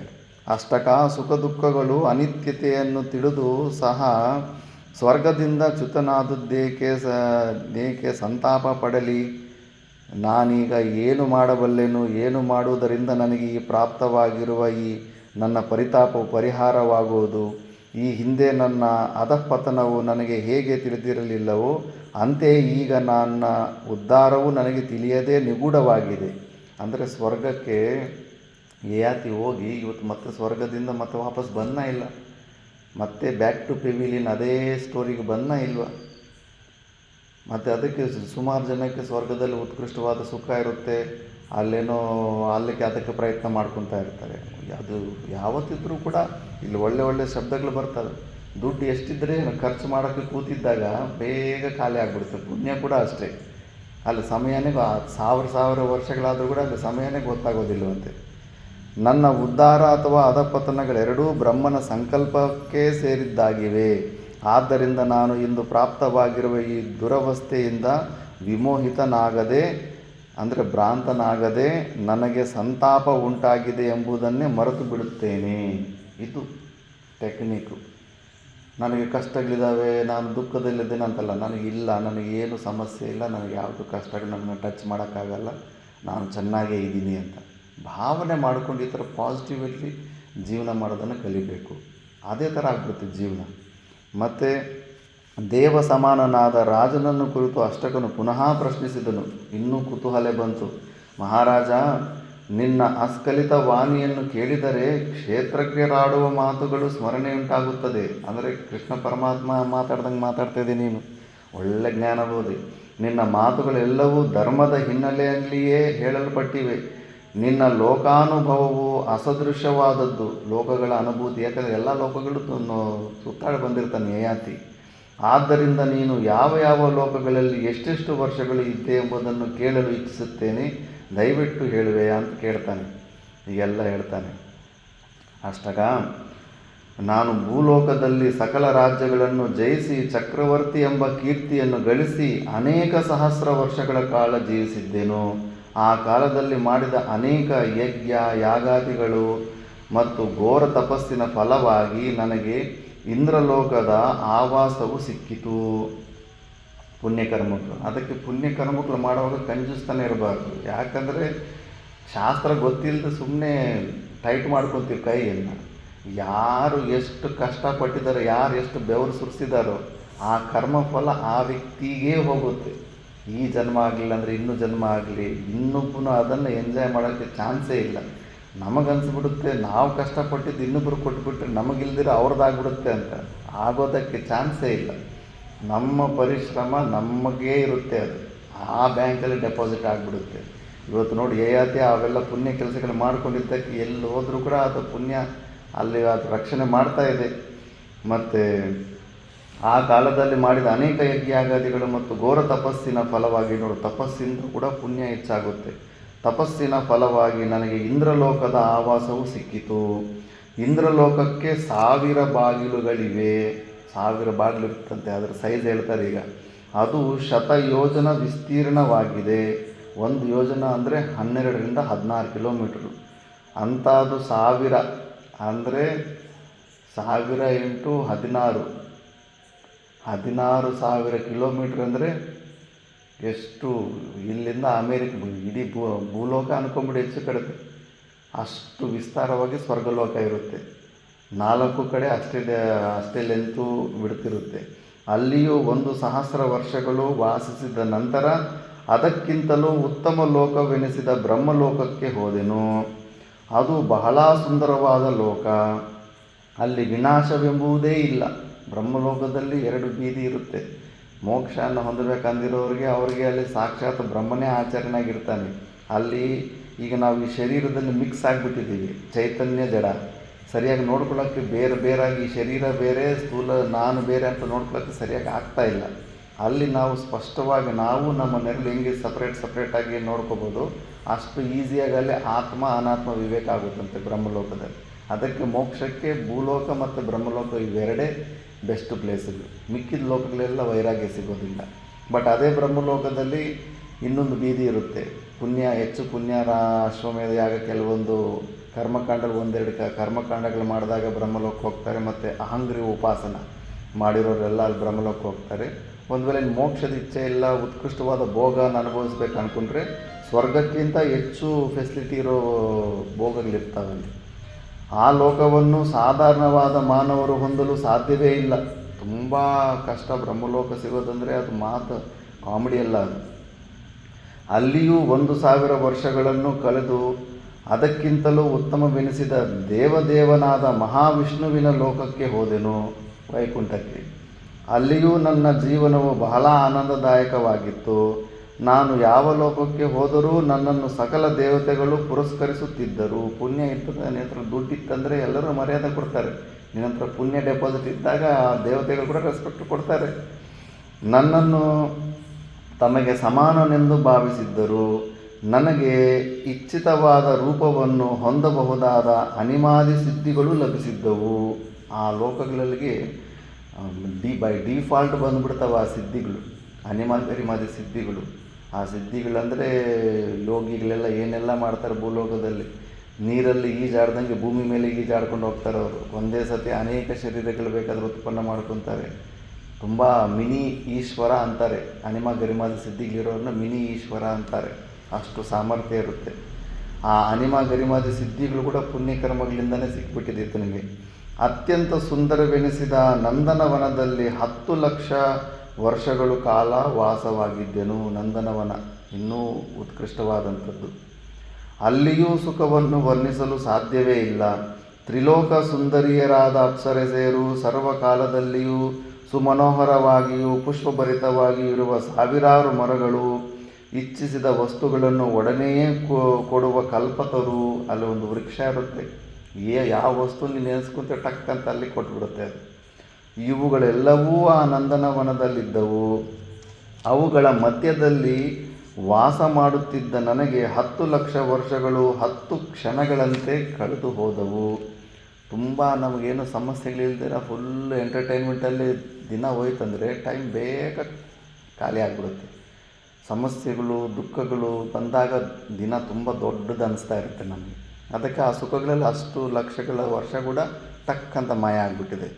ಕೂಡಿಟ್ಟ ಧನವನ್ನು ಕುಳಿತು ವೆಚ್ಚ ಮಾಡಲು ಪ್ರಾರಂಭಿಸಿದರೆ ಎಷ್ಟೇ ಕೋಟಿಗಳಿದ್ದರೂ ಎಷ್ಟು ವರ್ಷಗಳ ಕಾಲ ತಡೆದು ಬರ್ಬೋದು. ಖರ್ಚು ಮಾಡೋದಕ್ಕೆ ಕೂತ್ಕೊಂಡ್ಬಿಟ್ರೆ ಎಲ್ಲಿರುತ್ತೆ ನಮ್ಮ ಹತ್ರ, ಎಷ್ಟು ಕೂಡಿಟ್ಟಿದ್ರು ಕೂಡ ಟಕ ಟಕ ಟಕ ಅಂತ ಖಾಲಿ ಆಗಿಬಿಡ್ತಾ ಇರುತ್ತೆ. ಆತನ ಪುಣ್ಯ ಕೂಡ ಹಿಂಗೆಲ್ಲ ಖಾಲಿ ಮಾಡ್ಕೊಂಡ್ಬಿಟ್ಟಿದ್ದಾನೆ. ಅಂತೆಯೇ ಸಾವಿರಾರು ವರ್ಷಗಳ ಕಾಲ ಮಾಡಿದ ತಪಸ್ಸಿನಿಂದಲೂ ಯಜ್ಞ ಯಾಗಾದಿಗಳಿಂದಲೂ ಕೂಡಿಟ್ಟ ಪುಣ್ಯದ ಫಲವನ್ನು ಅನುಭವಿಸಲು ಮೊದಲಿಟ್ಟರೆ ಆ ಫಲವೆಲ್ಲವೂ ಎಂದಾದರೊಂದು ದಿನ ಮುಗಿಯಲೇಬೇಕಲ್ಲವೇ? ಮುಗಿದೋಗ್ಬಿಡುತ್ತೆ. ನನ್ನ ಪುಣ್ಯವೆಲ್ಲವೂ ತೀರಿತು. ಆ ಸಮಯಕ್ಕೆ ಸರಿಯಾಗಿ ನನ್ನ ಅಹಂಕಾರದ ಕಾರಣದಿಂದ ಇಂದ್ರನ ಶಾಪವನ್ನು ಅನುಭವಿಸಬೇಕಾಯಿತು. ಪುಣ್ಯವು ಕಳೆದೊಡನೆಯೇ ಅಲ್ಲಿದ್ದ ನಂದನವನವಾಗಲಿ ಅಪ್ಸರಸೆಯರಾಗಲಿ ನನ್ನ ಕಣ್ಣಿಗೆ ಕಾಣಿಸಲಿಲ್ಲ. ಅವ್ರು ಕಾಣಿಸೋದಿಲ್ಲ ಮತ್ತೆ. ಅದಕ್ಕೆ ಸ್ವರ್ಗಾರೋಹಣಕ್ಕೆ ಹೋದಾಗ ಸ್ವರ್ಗಕ್ಕೆ ಹತ್ಕೊಂಡು ಹೋದರೂ ಕೂಡ ಎಲ್ಲ ಹೊಗೆನೇ ಕಾಣಿಸ್ತಾ ಇರುತ್ತೆ ಅವರಿಗೆ. ಸ್ಟಾರ್ಟಿಂಗಲ್ಲಿ ಯಾರು ಏನು ಕಾಣಿಸೋದಿಲ್ಲ. ಉಗ್ರರೂಪಿಯಾದ ದೇವದೂತನೊಬ್ಬನು ಬಂದು ಧ್ವಂಸ ಎಂದು 3 ಬಾರಿ ಉಚ್ಚರಿಸಿದಲ್ಲಿ ಕಿರುಚಿದಂತಾಯಿತು. ಅಯ್ಯೋ, ಮಹಾಪುಣ್ಯಶಾಲಿಯಾದ ಯಯಾತಿಯು ತನ್ನ ಪುಣ್ಯವನ್ನೆಲ್ಲ ಕಳೆದುಕೊಂಡು ಕೆಳಗೆ ಬೀಳುತ್ತಿರುವನೆಲ್ಲ ಎಂಬ ದೇವತೆಗಳು ಅನುಕಂಪದ ಧ್ವನಿಯು ಮಾತ್ರ ಕೇಳಿಸ್ತಾ ಇತ್ತಂತೆ. ದೇವತೆಗಳು ಮಾತಾಡ್ಕೊತಾ ಇರೋದು. ಆ ಸಮಯದಲ್ಲಿ ಸತ್ಪುರುಷರ ಮಧ್ಯೆ ಬೀಳಬೇಕೆಂಬ ಒಂದೇ ಒಂದು ಆಸೆಯು ನನ್ನ ಮನದಲ್ಲಿತ್ತು. ದೇವವಾಣಿಯನ್ನು ಕೇಳಿ ಒಡನೆಯೇ ನಾನು ಅವರನ್ನು ಕುರಿತು ಸತ್ಪುರುಷರಲ್ಲಿಗೆ ಹೋಗುವುದು ಹೇಗೆಂದು ಕೇಳಿದೆನು. ಅವರು ಯಜ್ಞ ಧೂಮದಿಂದ ಆವೃತವಾಗಿದ್ದ ಈ ಪ್ರದೇಶವನ್ನು ನಿರ್ದೇಶಿಸಿದರು. ಅಷ್ಟಕರಿರುವಂಥ ಪ್ರದೇಶನ ಅವರ ನಿರ್ದೇಶಾನುಸಾರವಾಗಿಯೇ ಪ್ರಶಾಂತವಾಗಿರುವ ನಿಮ್ಮ ಆಶ್ರಮದ ಸಮೀಪಕ್ಕೆ ಬಂದಿರುವೆನು. ಸತ್ಪುರುಷರ ಮಧ್ಯದಲ್ಲಿರುವುದರಿಂದ ನನ್ನ ಹೃದಯ ಸಂತುಷ್ಟವಾಗಿದೆ. ಅದಕ್ಕೆ ಬರ್ತೀವಿ. ನೀವು ಸುಮ್ಮನೆ ಲೀವ್ ಸಿಕ್ಕಿದಾಗ ಎಂಟರ್ಟೈನ್ಮೆಂಟಿಗೆ ಆನಂದ ಸಲುವಾಗಿ ಅಲ್ಲಿ ಇಲ್ಲಿ ಖರ್ಚು ಮಾಡಿ ಹೋಗ್ತಿರಲ್ಲಪ್ಪ. ನೀವು ಆಶ್ರಮಕ್ಕೆ ಬನ್ನಿ, 1 ರೂಪಾಯಿ ಖರ್ಚಿಲ್ಲ ಇಲ್ಲಿ ನಿಮಗಿನ್ನ. ಆ ಆನಂದಕ್ಕಿಂತ ಹೆಚ್ಚಾಗಂತ ಇರೋ ಆನಂದನೇ ನಮ್ಮ ಹತ್ರ ಇದೆ, ಕೊಡ್ತೀವಿ ಬನ್ನಿ ಅಂತ ನಾವು ಭಕ್ತರಿಗೆ ಹೇಳ್ತಾ ಇರ್ತೀವಿ. ಆಶ್ರಮದಲ್ಲಿ ಸತ್ಪುರುಷರ ಹತ್ರ ದುಃಖದ ಮೂಲ ಗೊತ್ತಿರುತ್ತೆ, ದುಃಖ ನಿವೃತ್ತಿಗೆ ಸಾಧನೆಗಳು ಗೊತ್ತಿರ್ತವೆ. ಸತ್ಸಂಗ ಕೇಳ್ತಾ ಇದ್ದರೆ, ಸ್ವಾಧ್ಯಾಯ ಕೇಳ್ತಾ ಇದ್ದರೆ ತಲೆ ಮೇಲೆಯಿಂದ ಭಾರ ಪಕ್ಕಕ್ಕೆ ಇಳಿಸ್ದಂಗೆ ಅಷ್ಟು ರಿಲ್ಯಾಕ್ಸ್ ಆಗುತ್ತೆ. ಸಾಧನ ಮಾರ್ಗದಲ್ಲಿ ಶ್ರವಣದಲ್ಲೇ ನಮಗೆ ಎಷ್ಟೋ ಇನ್ಫಾರ್ಮೇಷನ್ ಸಿಗ್ಬಿಡುತ್ತೆ, ರಿಲ್ಯಾಕ್ಸ್ ಆಗಿಬಿಡುತ್ತೆ. ಇದೇ ಥರ ಈ ಅಷ್ಟಕ ಮತ್ತು ಯಯಾತಿರದು ತುಂಬಾ ವರ್ಣನೆ ಬರುತ್ತೆ. ಮತ್ತು ಅದೇ ಥರ ಇನ್ನು ಇವರು ಪ್ರಶ್ನೆಗಳು ಕೇಳಿಕೊಂಡು ಸ್ಟಾರ್ಟ್ ಮಾಡ್ತಾ ಇರ್ತಾರೆ. ಮತ್ತು ಅಷ್ಟಕನು ಯಯಾತಿಯನ್ನು ಮತ್ತೆ ಪ್ರಶ್ನೆ ಮಾಡ್ತಾನೆ. ಕೃತಯುಗದ ರಾಜರುಗಳಲ್ಲಿ ಪ್ರಧಾನನಾದವನೇ, ಕೃತಯುಗದಲ್ಲಿ ತುಂಬ ಪ್ರಧಾನ, ಅಲ್ಲಿಂದ ಪುಣ್ಯ ಕೆಲಸಗಳು ಮಾಡ್ಕೊಂಡು ಬಂದಿರ್ತಾನೆ. ಇಚ್ಛಾನುಸಾರವಾಗಿ ಮನ ಬಂದಂತೆ ರೂಪಗಳನ್ನು ಪಡೆಯುವ ಸಾಮರ್ಥ್ಯವಿದ್ದ ನೀನು ಅನೇಕ ಲಕ್ಷ ವರ್ಷಗಳ ಕಾಲ ನಂದನವನದಲ್ಲಿದ್ದು ಸುಖದಿಂದ ಕಾಲ ಕಳೆಯುತ್ತಿದ್ದೆಯಲ್ಲವೇ? ಯಾವ ಕಾರಣದಿಂದ ನೀನು ಸುಖಮಯವಾದ ನಂದನವನವನ್ನು ಬಿಟ್ಟು ಬರಬೇಕಾಯಿತು? ನೀನು ಭೂಮಿಯ ಮೇಲೆ ಬೀಳಲು ಕಾರಣವೇನು? ಎಲ್ಲ ವಿಷಯಗಳನ್ನು ವಿವರಿಸಿ ಹೇಳು, ಕೇಳುವ ನಾವು ಬಹಳ ಉತ್ಸುಕರಾಗಿದ್ದೇವೆ ಅಂತ ಮತ್ತೆ ಪ್ರಶ್ನೆ ಕೇಳ್ತಾನೆ. ಆವಾಗ ಏತೆ, ರಾಜರ್ಷಿ ಸತ್ತಮರೇ, ಈಗಾಗಲೇ ನಾನು ಎಲ್ಲವನ್ನು ಹೇಳಿಯೇ ಇದ್ದೀನಲ್ವೇ? ಆಲ್ರೆಡಿ ನಾನು ಕಾರಣ ಹೇಳ್ಬಿಟ್ಟಿದ್ದೀನಿ, ಅಹಂಕಾರದಿಂದ ಕಳ್ಕೊಂಡ್ಬಿಟ್ಟಿದ್ದೀನಿ ಅಂತ.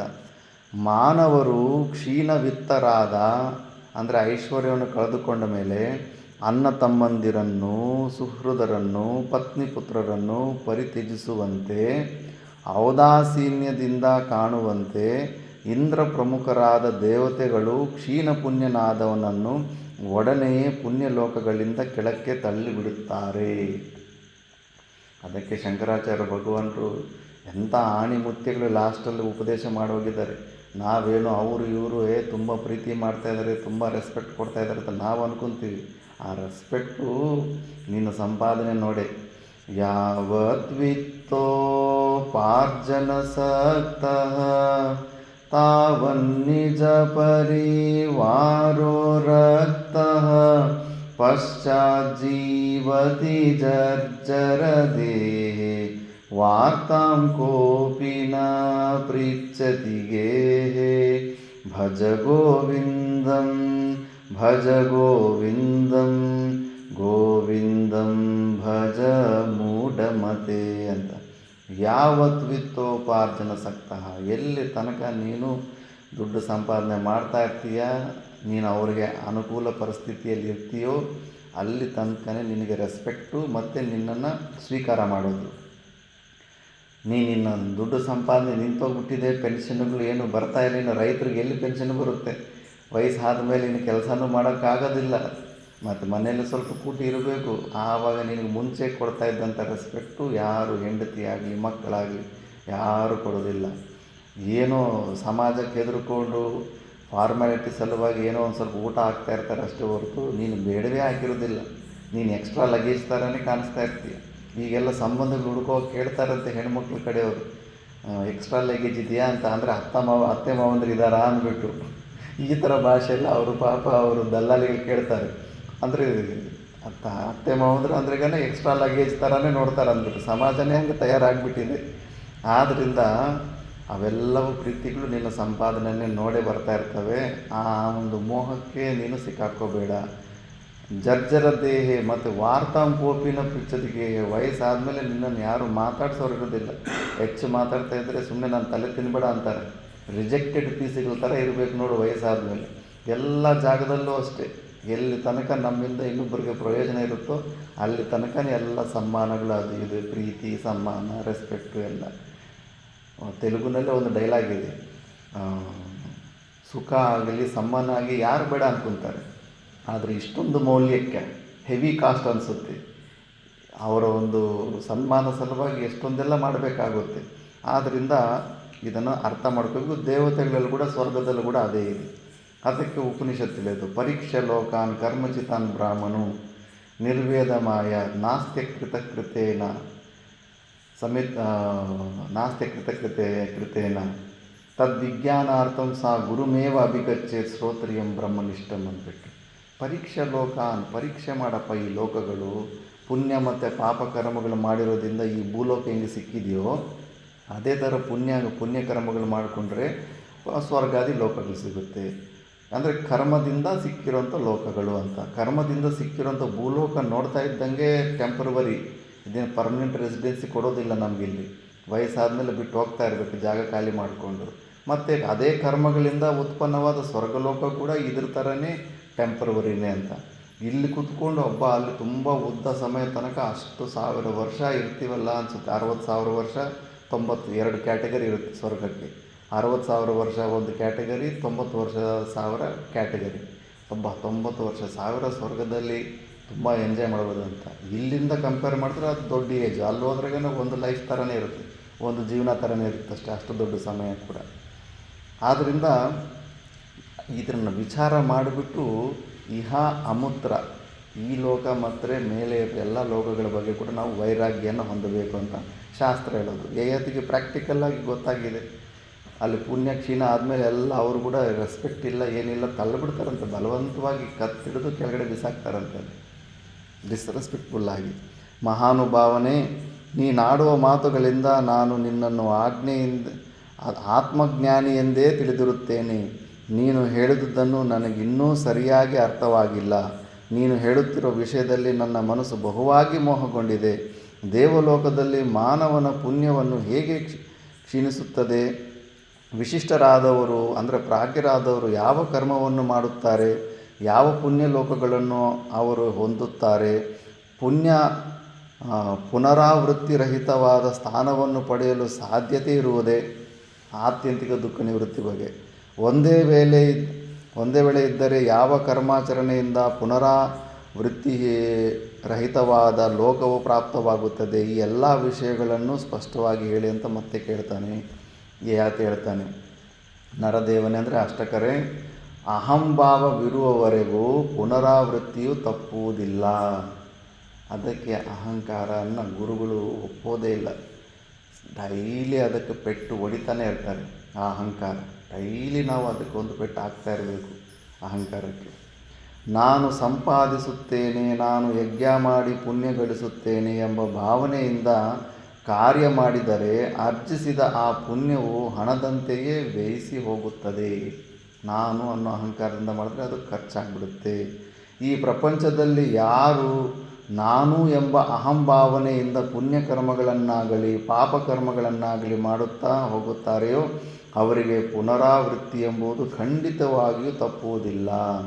ಪುಣ್ಯಂ ಬಲದು ಪಾಪಂ ಬಲದು రెండೂ ಜನ್ಮ ಹೇತುಲೆ ಅಂತಾರೆ. ಎಲ್ಲ ಪುಣ್ಯ ಮಾಡಿದವರು ಪುಣ್ಯಲೋಕಗಳಲ್ಲಿ ಪುಣ್ಯಫಲವು ಮುಗಿಯುವವರೆಗೂ ಇದ್ದು ಕ್ಷೀಣ ಪುಣ್ಯರಾಗಿ ಪುನಃ ಭೂಮಿಗೆ ಬರುತ್ತಾರೆ. ಕ್ಷೀಣೇ ಪುಣ್ಯೇ ಮತ್ತೆ ಲೋಕಂ ವಿಶಂತಿ ಅಂತ ಶಾಸ್ತ್ರ ಹೇಳುತ್ತೆ. ಭೌಮವೆಂಬ ಈ ನರಕದಲ್ಲಿ ಬೀಳುತ್ತಾರೆ. ಈ ಭೂಲೋಕವನ್ನು ನರಕ ಅಂತಲೇ ಹೆಸರಿಟ್ಟಿದ್ದಾರೆ. ಮತ್ತಿನ್ನೇನು 21 ಪ್ರಕಾರದ ನರಕಗಳಿರ್ತವೆ. ಅಲ್ಲಿ ಏನೇನು ಪನಿಷ್ಮೆಂಟ್ ಇರ್ತಾವೋ ಅಲ್ಲಿ ಹೊಟ್ಟೆಗಳು ಕೊಯ್ತಾರೆ. ಇಲ್ಲಿ ಹಾಸ್ಪಿಟ್ಲಲ್ಲಿ ಎಷ್ಟು ಜನಕ್ಕೆ ಹೊಟ್ಟೆಗಳು ಕೊಯ್ತಾ ಇದ್ದಾರೆ, ಅಲ್ಲಿ ಕಾಲುಗಳು ಮುರಿತಾರೆ, ಇಲ್ಲಿ ಎಷ್ಟು ಜನಕ್ಕೆ ಕಾಲುಗಳು ಮುರಿತಾ ಇದ್ದಾರೆ.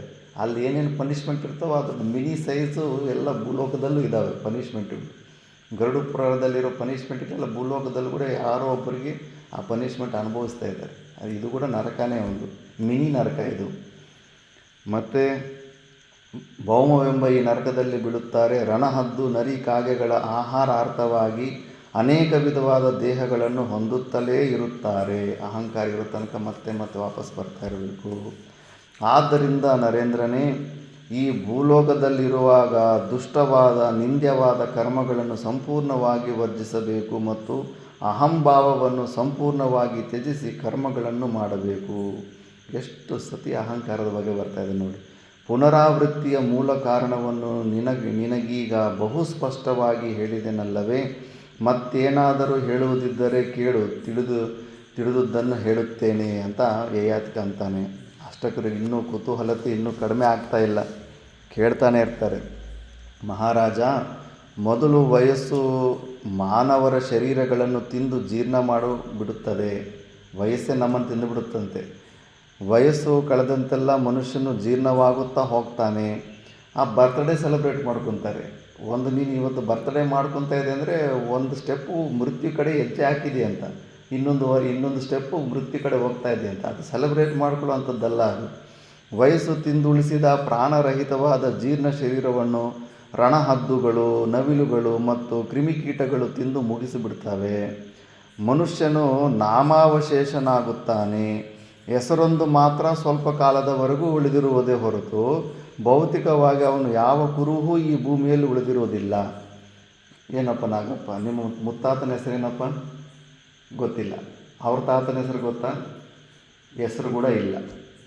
ಭೂಲೋಕದಲ್ಲಿ ಇದ್ದೇ ಇರ್ತಾರಲ್ಲ, ಇವತ್ತು ಅವ್ರದ್ದು ಶರೀರ ಇಲ್ಲ, ಆ ಒಂದು ಹೆಸರು ಕೂಡ ಇಲ್ಲ. ಹೆಸರು ಕೂಡ ಸ್ವಲ್ಪ ದಿವಸನೇ ಇರೋದು, ಮತ್ತು ಅದು ಕೂಡ ಈ ಭೂಲೋಕದಲ್ಲಿ ಇರೋದಿಲ್ಲ.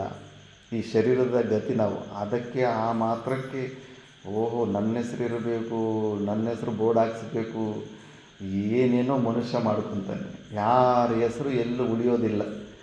ಆದ್ದರಿಂದ ಮತ್ತು ವಸ್ತುಸ್ಥಿತಿಯು ಹೀಗಿರುವಾಗ ಅವಸಾನಾಂತರದಲ್ಲಿ ಆ ಮನುಷ್ಯನು ಎಲ್ಲಿ ಹೇಗಿರುತ್ತಾನೆ, ಮತ್ತೆ ಪುನಃ ಅವನು ಹೇಗೆ ಬರುತ್ತಾನೆ, ಈ ಭೂಮಿಯ ಮೇಲೆ ಭೌಮವೆಂಬ ಬೇರೆಯ ನರಕವಿರುವುದೆಂಬುದನ್ನು ನಾನು ಇದುವರೆಗೂ ಕೇಳಿರಲಿಲ್ಲ. ಭೂಲೋಕ ಕೂಡ ನರಕ ಅನ್ನೋ ವಿಷಯ ನನಗೂ ಗೊತ್ತಿಲ್ಲ ಅಂತ ಅಷ್ಟಕ ಅಂತವನು. ಹೌದಪ್ಪ, ಇದು ನರಕನೇ. ಹೇಳ್ತಾನೆ, ನರಕದಲ್ಲಿ ಹಿಂಸೆ ಮಾಡೋರು ಯಾರು ಅಂತ. ಪತಿಗೆ ಪತ್ನಿ ಮಕ್ಕಳಿಗೆ ಅವರೇ. ನಾವೇ ಒಬ್ರಿಗೊಬ್ಬರು ಹಿಂಸಕರು ಇಲ್ಲಿ. ಅಲ್ಲಾದರೆ ಸಪ್ರೇಟಾಗಿರ್ತಾರೆ. ಆ ಮೇಯ್ನ್ ನರಕದಲ್ಲಿ ಸಪ್ರೇಟಾಗಿ ಹಿಂಸೆ ಮಾಡೋರು ಇರ್ತಾರೆ. ಈ ನರಕದಲ್ಲಿ ನಾವೇ ಒಬ್ರಿಗೊಬ್ಬರು ಹಿಂಸೆ ಮಾಡ್ಕೊತೀವಂತೆ. ಅದನ್ನು ಹೇಳ್ತಾನೆ. ಶರೀರದ ವಿನಾಶದಿಂದ ಜೀವನ ವಿನಾಶವಾಗಲಾರದು. ಹರಿದು ಹೋದ ಅಂಗಿಯನ್ನು ಕಳಚಿ ಹಾಕುವಂತೆ ಜೀರ್ಣವಾದ ಈ ಶರೀರವನ್ನು ಕಾಲ ನಿಯಮಕ್ಕೆ ಅನುಸಾರವಾಗಿ ಜೀವನು ತೊರೆದು ಹೋಗುತ್ತಾನೆ. ಅಂಗಿಯ ವಿನಾಶದಿಂದ ಅಂಗಿಯನ್ನು ತೊಟ್ಟವನು ಹೇಗೆ ನಾಶವಾಗುವುದಿಲ್ಲವೋ ಹಾಗೆಯೇ ಜೀರ್ಣ ಶರೀರದ ವಿನಾಶದಿಂದ ಶರೀರದಲ್ಲಿರುವ ಜೀವನು ವಿನಾಶ ಹೊಂದೋದಿಲ್ಲ. ಅದಕ್ಕೆ ಈ ಜನ್ಮದಲ್ಲಿ ಮೋಕ್ಷ ಹೊಂದಲಿಲ್ಲ ಅಂದರೂ ಬರೋ ಜನ್ಮಕ್ಕೆ ಪುನಾದಿಗಳಾದರೂ ಹಾಕ್ಕೋಬೇಕು. ಇನ್ನರ್ ಕರೆಕ್ಷನ್ ಆಗಬೇಕು, ಒಳಗಡೆ ರಿಪೇರಿ ಆಗಿರಬೇಕು. ಯಾಕಂದರೆ ಮತ್ತೆ ಎಲ್ಲಿ ಹೋದರೂ ಇದೇ ಮೈಂಡ್ಸೆಟ್ಟು. ಈ ಜನ್ಮದಲ್ಲಿ ನಾವು ಸೋಂಬೇರಿ ಥರ ಜೀವನ ಎತ್ತರೆಗನ ಮತ್ತೆ ಯಾರಿಗೊಬ್ರು ಋಣಿ ಆಗಿಬಿಡ್ತೀವಿ. ಸ್ಟೋರಿ ಬರುತ್ತೆ. ಮತ್ತು ಎತ್ತಿನ ಜನ್ಮ ಎತ್ತಿದ್ರೆ ಆ ಎತ್ತು ಕೂಡ ಅದೇ ಥರ ಸೋಂಬೇರಿ ಥರನೇ ಇರುತ್ತಂತೆ. ಶರೀರ ಚೇಂಜ್ ಆದರೂ ಕೂಡ ಆ ಬುದ್ಧಿಯಲ್ಲಿ ಹೋಗುತ್ತೆ. ಆ ನೇಗಿಲು ಕಟ್ಟಿದ ತಕ್ಷಣ ಟಕ್ಕಂತ ಮಳ್ಕೊಂಡ್ಬಿಡುತ್ತೆ. ಕೆಲವಿರ್ತಾವೆ ಕಂತ್ರಿ ಆದಂಥ ಎತ್ತುಗಳು. ಬೇಕಂತ ಏನು ಕೆಲಸನೇ ಮಾಡಿರಲ್ಲ, ಸುಮ್ಮನೆ ಮಲ್ಕೊಂಡ್ಬಿಡ್ತಾರೆ. ಮತ್ತು ಎಷ್ಟು ಹೊಡೆದ್ರೂ ಎದ್ದೊಡೋದೇ ಇಲ್ಲ. ಯಾಕೆ ಅದಕ್ಕೆ ಸ್ವಭಾವ? ಮಿಕ್ಕಿದ್ದು ಕೆಲವು ಎತ್ತು ಇರ್ತವೆ, ತಾನಾಗಿ ತಾನು ಅದು ಕಾಡು ಕತ್ತ ಮೇಲೆ ಹಾಕ್ಕೊಂಡು ಮನೆ ತನಕ ಎತ್ಕೊಂಡು ಬಂದುಬಿಡ್ತಾರೆ. ಹೊಡಿಯೋಷ್ಟು ಅವಶ್ಯಕತೆ ಇರಲ್ಲ, ಸುಮ್ಮನೆ ಸೌಂಡ್ ಕೊಟ್ಟರೆ ಸಾಕು, ಫುಲ್ಲು ಕೆಲಸ ಮಾಡ್ತಾ ಇರ್ತವೆ. ಕೆಲವೊಂದು ಎತ್ತುಗಳು ಯಾಕೆ ಹಂಗೆ ಕೆಲಸನ ಮಾಡೋದೆಲ್ಲ ಮಲ್ಕೊತಾ ಇರ್ತವೆ? ಸ್ವಭಾವಗಳು. ಒಳಗಡೆ ಇರೋ ಸೂಕ್ಷ್ಮ ಶರೀರ ಅದೇ ಇರುತ್ತೆ, ಎಲ್ಲಿ ಹೋದರೂ ಕೂಡ ನಾವು ಅದೇ ಇರ್ತೀವಿ, ಅದೇ ಸಮಸ್ಯೆಗಳು. ಈ ಜನ್ಮದಲ್ಲಿ ಏನೇನೆಲ್ಲ ಸಮಸ್ಯೆಗಳು ಬರ್ತಾ ಇರ್ತವೆ, ಮತ್ತು ಇದೇ ಮೈಂಡ್ ಸೆಟ್ಟು ಸೂಕ್ಷ್ಮ ಶರೀರ ತಗೊಂಡೋಗಿ ನೆಕ್ಸ್ಟ್ ಜನ್ಮದಲ್ಲಿ ಕೂಡ ಸೇಮ್ ರಿಪೀಟ್ ಎಲ್ಲ ಅವೇ ಸಮಸ್ಯೆಗಳು ಬರ್ತಾ ಇರ್ತವೆ. ಅದಕ್ಕೆ ಸ್ವಭಾವವನ್ನು ಚೇಂಜ್ ಮಾಡ್ಕೋಬೇಕು. ಸಣ್ಣ ಸಣ್ಣ ಅಭ್ಯಾಸಗಳೇ ಸಂಸ್ಕಾರ ರೂಪದಲ್ಲಿದ್ದರೆ ಸ್ವಭಾವಗಳಾಗ್ಬಿಡ್ತವೆ. ಅನಾದಿ ಕಾಲದಿಂದ ನಮ್ಮಲ್ಲಿ ಏನು ಭಗವದ್ಗೀತೆಯಲ್ಲಿ ಫುಲ್ ಡೀಟೇಲ್ಸ್ ಬರುತ್ತೆ. ನಾವು ಮಾಡ್ತಾ ಇರೋ ಕೆಲಸಗಳು, ನಾವು ತಿನ್ನೋ ಆಹಾರದಿಂದ ನಾವು ರಜೋಗುಣ ಸಂಪನ್ನರ, ತಮೋಗುಣ ಸಂಪನ್ನರ, ಸತ್ವಗುಣ ಸಂಪನ್ನರ ಅಂತ ಚೆಕ್ ಮಾಡ್ಕೊಳ್ಳೋಕೆ ಅವಕಾಶ ಸಿಗುತ್ತೆ. ನಾವು ನೋಡ್ಕೋಬೇಕು ನಾವು ಎಲ್ಲಿದ್ದೀವಿ ಅಂತ. ಒಂದು ವೇಳೆ ತಮೋಗುಣ ರಜೋಗುಣ ನಮ್ಮಲ್ಲಿ ಕಾಣಿಸ್ತಾ ಇದೆ ಅಂದ್ರೆ ಬೇಗಲೇ ಚೇಂಜ್ ಮಾಡ್ಕೋಬೇಕು, ಸತ್ವಗುಣಕ್ಕೆ ಜಂಪ್ ಮಾಡ್ಕೋಬೇಕು, ಆ ಕಡೆ ಮಾಡಬೇಕು ಪ್ರಯತ್ನದಿಂದ. ಇಲ್ಲ ಅಂದರೆ ಅವೇ ಗುಣಗಳಿತ್ತಂದ್ರೆಗಿನ ತ್ರಿಗುಣಾತ್ಮಕ ಮತ್ತೆ ನೆಕ್ಸ್ಟ್ ಜನ್ಮದಲ್ಲಿ ಸೇಮ್ ಸ್ಟೋರಿ ರಿಪೀಟ್ ಆಗ್ತಾ ಇರುತ್ತೆ. ಏನೂ ಚೇಂಜ್ ಬರೋದಿಲ್ಲ. ಆದ್ದರಿಂದ ವಿನಾಶ ಹೊಂದುವುದಿಲ್ಲ. ಪ್ರಪಂಚದಲ್ಲಿ ತಾನು ಮಾಡಿದ ಕರ್ಮಫಲದಿಂದ ಅನುಲಿಪ್ತನಾದ ಆ ಜೀವನು ಅಶರೀರನಾದರೂ ಭೂಮಿಯನ್ನು ಬಿಟ್ಟು ಹೋಗಲು ಇಚ್ಛಿಸುವುದಿಲ್ಲ. ಅದಕ್ಕೆ ಸತ್ತ ಮೇಲೆ 11ನೇ ದಿವಸ ಕಾರ್ಯಕ್ರಮ ಮಾಡಿ ಆವತ್ತು ಮಡಿಕೆ ಹೊಡೆದು ಹೋಗಪ್ಪ ಅಂತ ಜೀವಾತ್ಮನ ಕಳಿಸ್ಬಿಡ್ತಾರೆ. ಅಲ್ಲಿ ತನಕ ಆ ಶರೀರದ ಮೇಲೇ ಮೋಹ ಇರುತ್ತೆ ನಮಗೆ. ಈ ಶರೀರದಲ್ಲಿ ಇದ್ದು ಸತ್ತ ತಕ್ಷಣ ಟಕ್ಕಂತ ಮೇಲೆ ಹೋಗೋದಿಲ್ಲ ನಾವು. ಈ ಶರೀರದ ಸುತ್ತಲೇ ಸುತ್ತಾಡ್ತಾ ಇರ್ತಾರೆ ಸುಮಾರು ಜನ. ಆ ಅಂತ್ಯೇಷ್ಟಿ ಕಾರ್ಯಕ್ರಮ ಮಾಡಿಸ್ಬಿಟ್ಟು ಅವತ್ತು ಬಿಟ್ಟು ಹೋಗ್ಬಿಡಿ, ನಿನಗೂ ಈ ಜಾಗಕ್ಕೂ ಈ ಶರೀರಕ್ಕೆ ಏನೂ ಸಂಬಂಧ ಇಲ್ಲ ಅಂತ ಅವತ್ತು ಹೇಳ್ಬಿಡೋದು ಅಷ್ಟೇ. ಅದು ಆ ಜೀವಾತ್ಮಕ್ಕೆ ಅದಕ್ಕೆ ಇಚ್ಛಿಸುವುದಿಲ್ಲ. ಭೂಮಿಯ ಮೇಲೆಯೇ ಮತ್ತು ವಿಶೇಷವಾಗಿ ತಾನು ಹುಟ್ಟಿ ಬೆಳೆದ ಜೀವನ ನಡೆಸಿದ್ದ ಸ್ಥಳದಲ್ಲಿಯೇ ಸಂಚರಿಸುತ್ತಿರುತ್ತಾನೆ. ಶಾಸ್ತ್ರ ಪ್ರಮಾಣ ಅದೇ ಜಾಗದಲ್ಲಿ ಅಲ್ಲೇ ಸುತ್ತಾಡ್ತಾ ಇರ್ತಾವೆ. ಆ ಪ್ರೇತಾತ್ಮಗಳು ಸತ್ತ ಮೇಲೆ ಟಕ್ಕಂತ ಹೋಗಿರೋದಿಲ್ಲ. ಸ್ಮಶಾನಕ್ಕೆ ಹೋಗೋದು ಹೆದರೋದು ಯಾಕಂದ್ರೆ ಅಲ್ಲಿ ಇರುತ್ತೆ, ಅಲ್ಲಿ ಜೀವಾತ್ಮ ಸತ್ತಿರೋ ವ್ಯಕ್ತಿ ಅಲ್ಲೇ ಸುತ್ತಾಡ್ತಾ ಇರ್ತಾನೆ, ಎಲ್ಲಿ ಆತನ ಸಮಾಧಿ ಇರುತ್ತೆ ಅಲ್ಲಿ. ನಿಯಮಿತ ಕಾಲದಲ್ಲಿ ಅವನು ಪುನಃ ತನ್ನ ಕರ್ಮ ಫಲಾನುಸಾರವಾಗಿ ಪ್ರಾಣಿಗಳ ಗರ್ಭದಲ್ಲಿ ಬೀಳುತ್ತಾನೆ. ಇದು ಅವನ ಇಚ್ಛೆಗೆ ಸೇರಿದ್ದಾಗಿರುವುದಿಲ್ಲ. ಅವನ ಕರ್ಮಫಲವು ಅವನನ್ನು ಯಥಾಯೋಗ್ಯವಾದ ಯೋನಿಗಳಲ್ಲಿ ಬೀಳಿಸುತ್ತದೆ. ಸೂಕ್ಷ್ಮ ರೂಪದಲ್ಲಿರುವಾಗ ತಾನ್ಯಾರು, ತಾನೆಲ್ಲಿದ್ದೇನೆ ಎಂಬುದೆಲ್ಲವನ್ನೂ ತಿಳಿದಿರುತ್ತಾನೆ. ಸೂಕ್ಷ್ಮ ರೂಪದಿಂದ ಶಿಶುರೂಪನಾಗಿ ತಾಯಿಯ ಗರ್ಭದಿಂದ ಚ್ಯುತನಾಗಿ ಭೌಮನರ್ಕಕ್ಕೆ ಬಿದ್ದೊಡನೆಯೇ ಅವನಿಗೆ ಪೂರ್ವ ಜನ್ಮದ ವಿಸ್ಮರಣೆಯುಂಟಾಗುತ್ತದೆ. ಮತ್ತೊಬ್ಬರ್ತಾನೆ ಸೂಕ್ಷ್ಮ ಶರೀರದಲ್ಲೆಲ್ಲ ನೆನಪಿರುತ್ತೆ ಅಂತೆ. ತಾನು ಹಿಂದೆ ಅನೇಕಾನೇಕ ಜನ್ಮಗಳನ್ನು ತಾಳಿ ಮಾಡಿದ್ದ ಪಾಪ ಪುಣ್ಯ ಕರ್ಮಗಳೆಲ್ಲವನ್ನೂ ಸಂಪೂರ್ಣವಾಗಿ ಮರೆತು ಬಿಡುತ್ತಾನೆ. ಪುನಃ ನಾನು, ನನ್ನದು, ನಮ್ಮೂರು ಎಂಬ ಅಭಿಮಾನದಿಂದಲೇ ಜೀವನ ಆರಂಭಿಸುತ್ತಿರ್ತಾನೆ. ಇದು ಸಮಸ್ಯೆ. ಅವರವರು ಕರ್ಮಾನುಸಾರವಾಗಿ ಭೌತಿಕ ಶರೀರವನ್ನು ತೊರೆದು ಜೀವರು 60,000 ವರ್ಷಗಳ ಕಾಲ ಅಥವಾ 80,000 ವರ್ಷಗಳ ಕಾಲ ಸ್ವರ್ಗಾದಿ ಲೋಕಗಳಲ್ಲಿ ಇರಬಹುದು. ಪುಣ್ಯಫಲವು ಮುಗಿಯಿತೆಂದರೆ ಅವರು ಭೌಮವೆಂಬ ನರಕದಲ್ಲಿ ಬೀಳುತ್ತಾರೆ, ಅಂದರೆ ಭೂಮಿಯಲ್ಲಿ ಜನ್ಮ ತಾಳುತ್ತಾರೆ. ಅಂತ್ಯವೆಂಬುದೇ ಇಲ್ಲದಿರುವ ಭೌಮ ನರಕದಲ್ಲಿ ಬೀಳುತ್ತಿರುವಾಗಲೇ ಆ ನರಕದಲ್ಲಿರುವ ಭಯಂಕರರಾದ ತೀಕ್ಷ್ಣವಾದ ಕೊರೆದಾಡೆಗಳನ್ನು ಹೊಂದಿರುವ ರಾಕ್ಷಸರು ಜೀವನವನ್ನು ಪೀಡಿಸಲು ಪ್ರಾರಂಭಿಸುತ್ತಾರೆ. ಅವರು ಯಾರಂದರೆ ಪತ್ನಿ, ಪುತ್ರ, ಬಂಧುಗಳೇ ಈ ರಾಕ್ಷಸರೆಂದು ವ್ಯಾಖ್ಯಾನಕಾರರು ಅಭಿಪ್ರಾಯಪಟ್ಟಿದ್ದಾರೆ. ಅಂದರೆ ನಾವೇ ಒಬ್ರಿಗೊಬ್ಬರು, ನನಗೆ ನೀವು ರಾಕ್ಷಸರು, ನಿಮಗೆ ನಾನು ರಾಕ್ಷಸ ಅಂದ್ಬಿಟ್ಟು. ಹಿಡಿದ ಪುಣ್ಯ ಪಾಪಗಳು ಶುಭೈರಾಪ್ನೋತಿ ದೇವತ್ವಂ ನಿಷಿದ್ಧೈರಾಪ್ನೋತಿ ನಾರಕೀಂತನು ಪುಣ್ಯ ಪಾಪಾಭ್ಯಮುಭಾಭ್ಯಂ ಮಾನುಷಂ ಲಭತೆ ಅವಶಃ ಅಂತ. ಹೆಚ್ಚು ಪುಣ್ಯ ಮಾಡಿದರೆ ಸ್ವರ್ಗದಲ್ಲಿ ಇರ್ತೀವಿ, ಹೆಚ್ಚು ಪಾಪ ಮಾಡಿದ್ರೆ ನರಕದಲ್ಲಿ ಇರ್ತೀವಿ. ಎರಡು ಮಿಕ್ಸ್ ಇದ್ದಕ್ಕೆ ಭೂಲೋಕದಲ್ಲಿ ಬಂದಿದ್ದೀವಿ. ಮತ್ತು ದುಃಖದ ನಿಮಿತ್ತಗಳು 50% ಹೆಚ್ಚು ಕಡಿಮೆ ಇರ್ತವೆ. ಆ ದುಃಖ ನಮಗೆ ಬರಬೇಕು. ಅದನ್ನು ಡೆಲಿವರ್ ಮಾಡೋಕ್ಕೆ ಯಾವುದೋ ಒಂದು ಪೋಸ್ಟ್ಮ್ಯಾನ್ ಇರಬೇಕಲ್ಲ. ಅಮೇರಿಕದಲ್ಲಿರೋರಿಗಿಂದ ಯಾರೋ ವ್ಯಕ್ತಿಯಿಂದ ನಮಗೆ ದುಃಖ ಬರುತ್ತಾ? ಇಲ್ಲ, ನಮ್ಮ ಸುತ್ತಮುತ್ತ ಇರೋರೇ. ನನ್ನಿಂದ ನಿಮಗೆ ಒಂದು ದಿವಸ ಸುಖ ಬರುತ್ತೆ, ನನ್ನಿಂದ ಒಂದು ದಿವಸ ನಿಮಗೆ ದುಃಖನೂ ಬರುತ್ತೆ.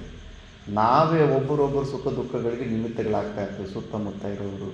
ಈ ಸತ್ಯನ ತಿಳ್ಕೊಂಡು ನಮ್ಮ ಸನಾತನ ಧರ್ಮದಲ್ಲಿ ಅದಕ್ಕೆ ಸಂಬಂಧಗಳಲ್ಲಿ ಬಿರುಕು ಹೆಚ್ಚು ಬರ್ತಿರ್ಲಿಲ್ಲ.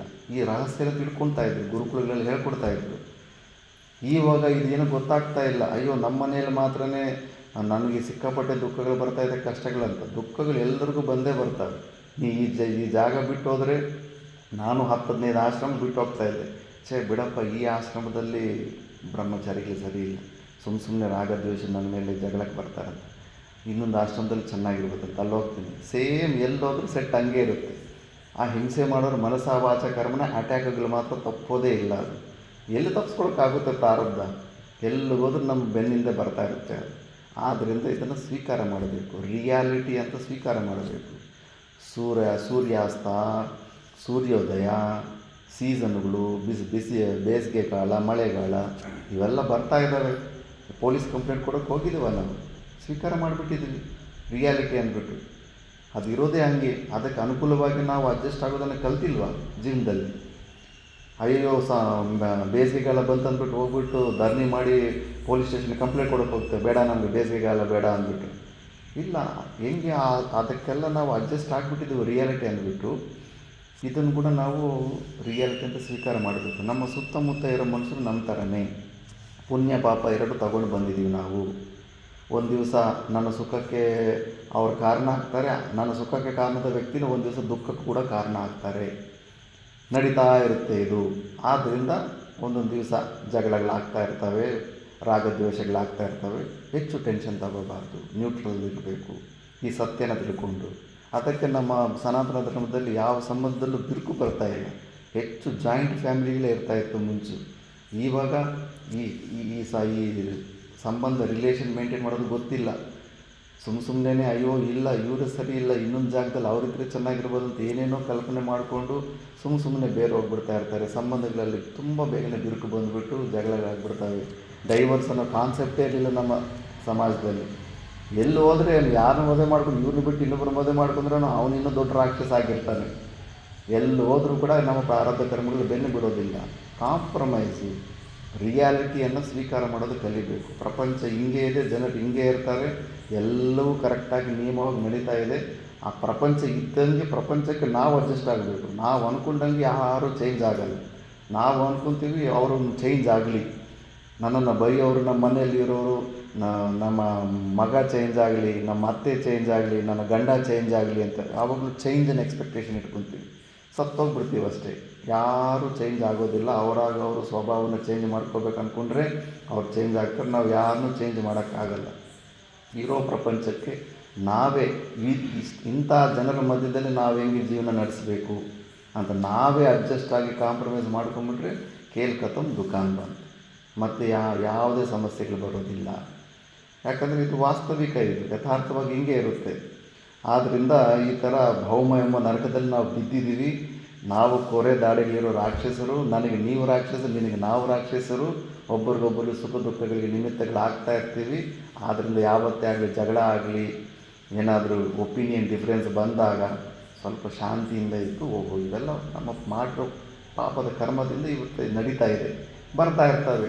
ಸುಮ್ಮನೆ ಯಾರು ಏನೂ ಬೈಯೋದಿಲ್ಲ. ನಮಗನ್ಸುತ್ತೆ ನಾನು ಈ ಜನ್ಮದಲ್ಲಿ ಏನೂ ತಪ್ಪು ಮಾಡಿಲ್ಲ, ಸುಮ್ಮನೆ ನನ್ನ ಮೇಲೆ ಅವನು ಅಟ್ಯಾಕ್ ಮಾಡ್ತಾನಂತ. ಈ ಜನ್ಮದ್ದು ಯಾಕೆ ಲೆಕ್ಕ ಹಾಕ್ಕೊಂತೀಯ? ಓದ್ ಜನ್ಮದ್ದು ಯಾಕೆ? ಓದ್ ಜನ್ಮದಲ್ಲಿ ನೀನು ಕೂಡ ಇದೇ ಥರ ಅವ್ನು ಹಿಂಸೆ ಮಾಡಿರ್ತೀಯ, ಇದೇ ಥರ ನಿಂದೆ ಮಾಡಿರ್ತೀಯ. ಅದನ್ನು ವಾಪಸ್ ಕೊಡ್ತಾ ಇದ್ದಾನೆ. ಸ್ವೀಕಾರ ಮಾಡಿಬಿಡು. ರಿಯಾಕ್ಷನ್ ತಗೊಳಕ್ಕೆ ಹೋಗ್ಬಿಡ, ಸ್ವೀಕಾರ ಮಾಡಿಬಿಡಲ್ಲ. ಅಲ್ಲಿಗೆ ಅದು ಎಂಡ್ ಆಗಿಬಿಡುತ್ತೆ. ಎಷ್ಟು ಶಾಂತಿ ಸಿಗುತ್ತೆ. ಕೇವಲ ಸ್ವಲ್ಪ ಅಭ್ಯಾಸ ಮಾಡ್ಕೊಂಡು ಹೋಗ್ತಾ ಇದ್ದರೆ ಮತ್ತೆ ಜೀವನದಲ್ಲಿ ಒಂದು ಕಂಪ್ಲೇಂಟ್ ಇರಲ್ಲ. ಕಂಪ್ಲೇಂಟ್ಸ್ ಇಲ್ದಿರೇ ಜೀವನ ಸುಖವಾಗಿ ಅನಾಯಾಸವಾಗಿ ನಡ್ಕೊತ ಹೋಗ್ತಾ ಇರುತ್ತೆ. ಅಜ್ಞಾನದಿಂದನೇ ನಾವೆಲ್ಲ ಇಲ್ಲದೇ ಇರೋ ಸಮಸ್ಯೆನ ಇದ್ದಂಗೆ ಮಾಡ್ಕೊತಾ ಇರ್ತೀವಿ. ಅಷ್ಟೇ reality. Summer season, winter season, ಗಾಳಿ ಎಷ್ಟು ವಿಚಿತ್ರವಾಗಿ ಬರ್ತಾ ಇರುತ್ತೆ. ಫೋನಲ್ಲಿ ಮಾತಾಡೋಕ್ಕೆ ಆಗೋದಿಲ್ಲ, ಅದನ್ನು ತಲೆ ಕೆಡಿಸ್ಕೊಳ್ತೀವಿ. ಅದಕ್ಕೆ ನಾವು ಅಡ್ಜಸ್ಟ್ ಆಗಿ ಎಲ್ಲಿ ಗಾಳಿ ಬರೋಲ್ಲಿ ಗೋಡೆಯಲ್ಲಿ ಇರುತ್ತೆ ಅಲ್ಲಿ ಬಂದ್ಬಿಟ್ಟು ಅಲ್ಲಿ ಫೋನಲ್ಲಿ ಮಾತಾಡ್ಕೊತೀವಿ ಅಷ್ಟೇ. ಮಾರ್ಗ ಸಿಗ್ತಾ ಇಲ್ಲ. ಮನಸ್ಸಿದ್ರೆ ಮಾರ್ಗ ಇರುತ್ತೆ. ಇಂಥ ವಿಪರೀತ ಪರಿಸ್ಥಿತಿಯಲ್ಲಿ ರಿಯಾಲಿಟಿಯಲ್ಲಿ ಕೂಡ ನಾವು ನಮ್ಮ ಜೀವನ ಹೆಂಗೆ ನಡೆಸಬೇಕು ಅನ್ನೋದನ್ನು ಇದು ಆರ್ಟ್ ಆಫ್ ಲಿವಿಂಗ್ ಅಂತ. ಬದುಕೋದು ಕಲಿಯೋದು ಅನ್ನೋದು ಈ ಥರ ಕಲಿಬೇಕು. ಆವಾಗ ಜೀವನ ಚೆನ್ನಾಗಿ ಸುಖಮಯವಾಗಿರುತ್ತೆ. ಈ ಥರ ಇನ್ನೂ ಜಾಸ್ತಿ ಇದೆ ಇವ್ರದ್ದು. ತುಂಬಾ ಒಳ್ಳೆಯ ವಿಚಾರ ಇದೆ. ಅಷ್ಟಕ್ಕೊಂದು ಯಾತಿದು ನೆಕ್ಸ್ಟ್ ಕ್ಲಾಸಲ್ಲಿ ನೋಡೋಣ. ಓಂ ಪೂರ್ಣಮದ ಪೂರ್ಣಮಿದಂ ಪೂರ್ಣಾತ್ ಪೂರ್ಣಮುದಚ್ಯತೆ ಪೂರ್ಣಸ್ಯ ಪೂರ್ಣಮಾದಾಯ ಪೂರ್ಣಮೇವಾವಶಿಷ್ಯತೆ. ಓಂ ಶಾಂತಿ ಶಾಂತಿ ಶಾಂತಿ.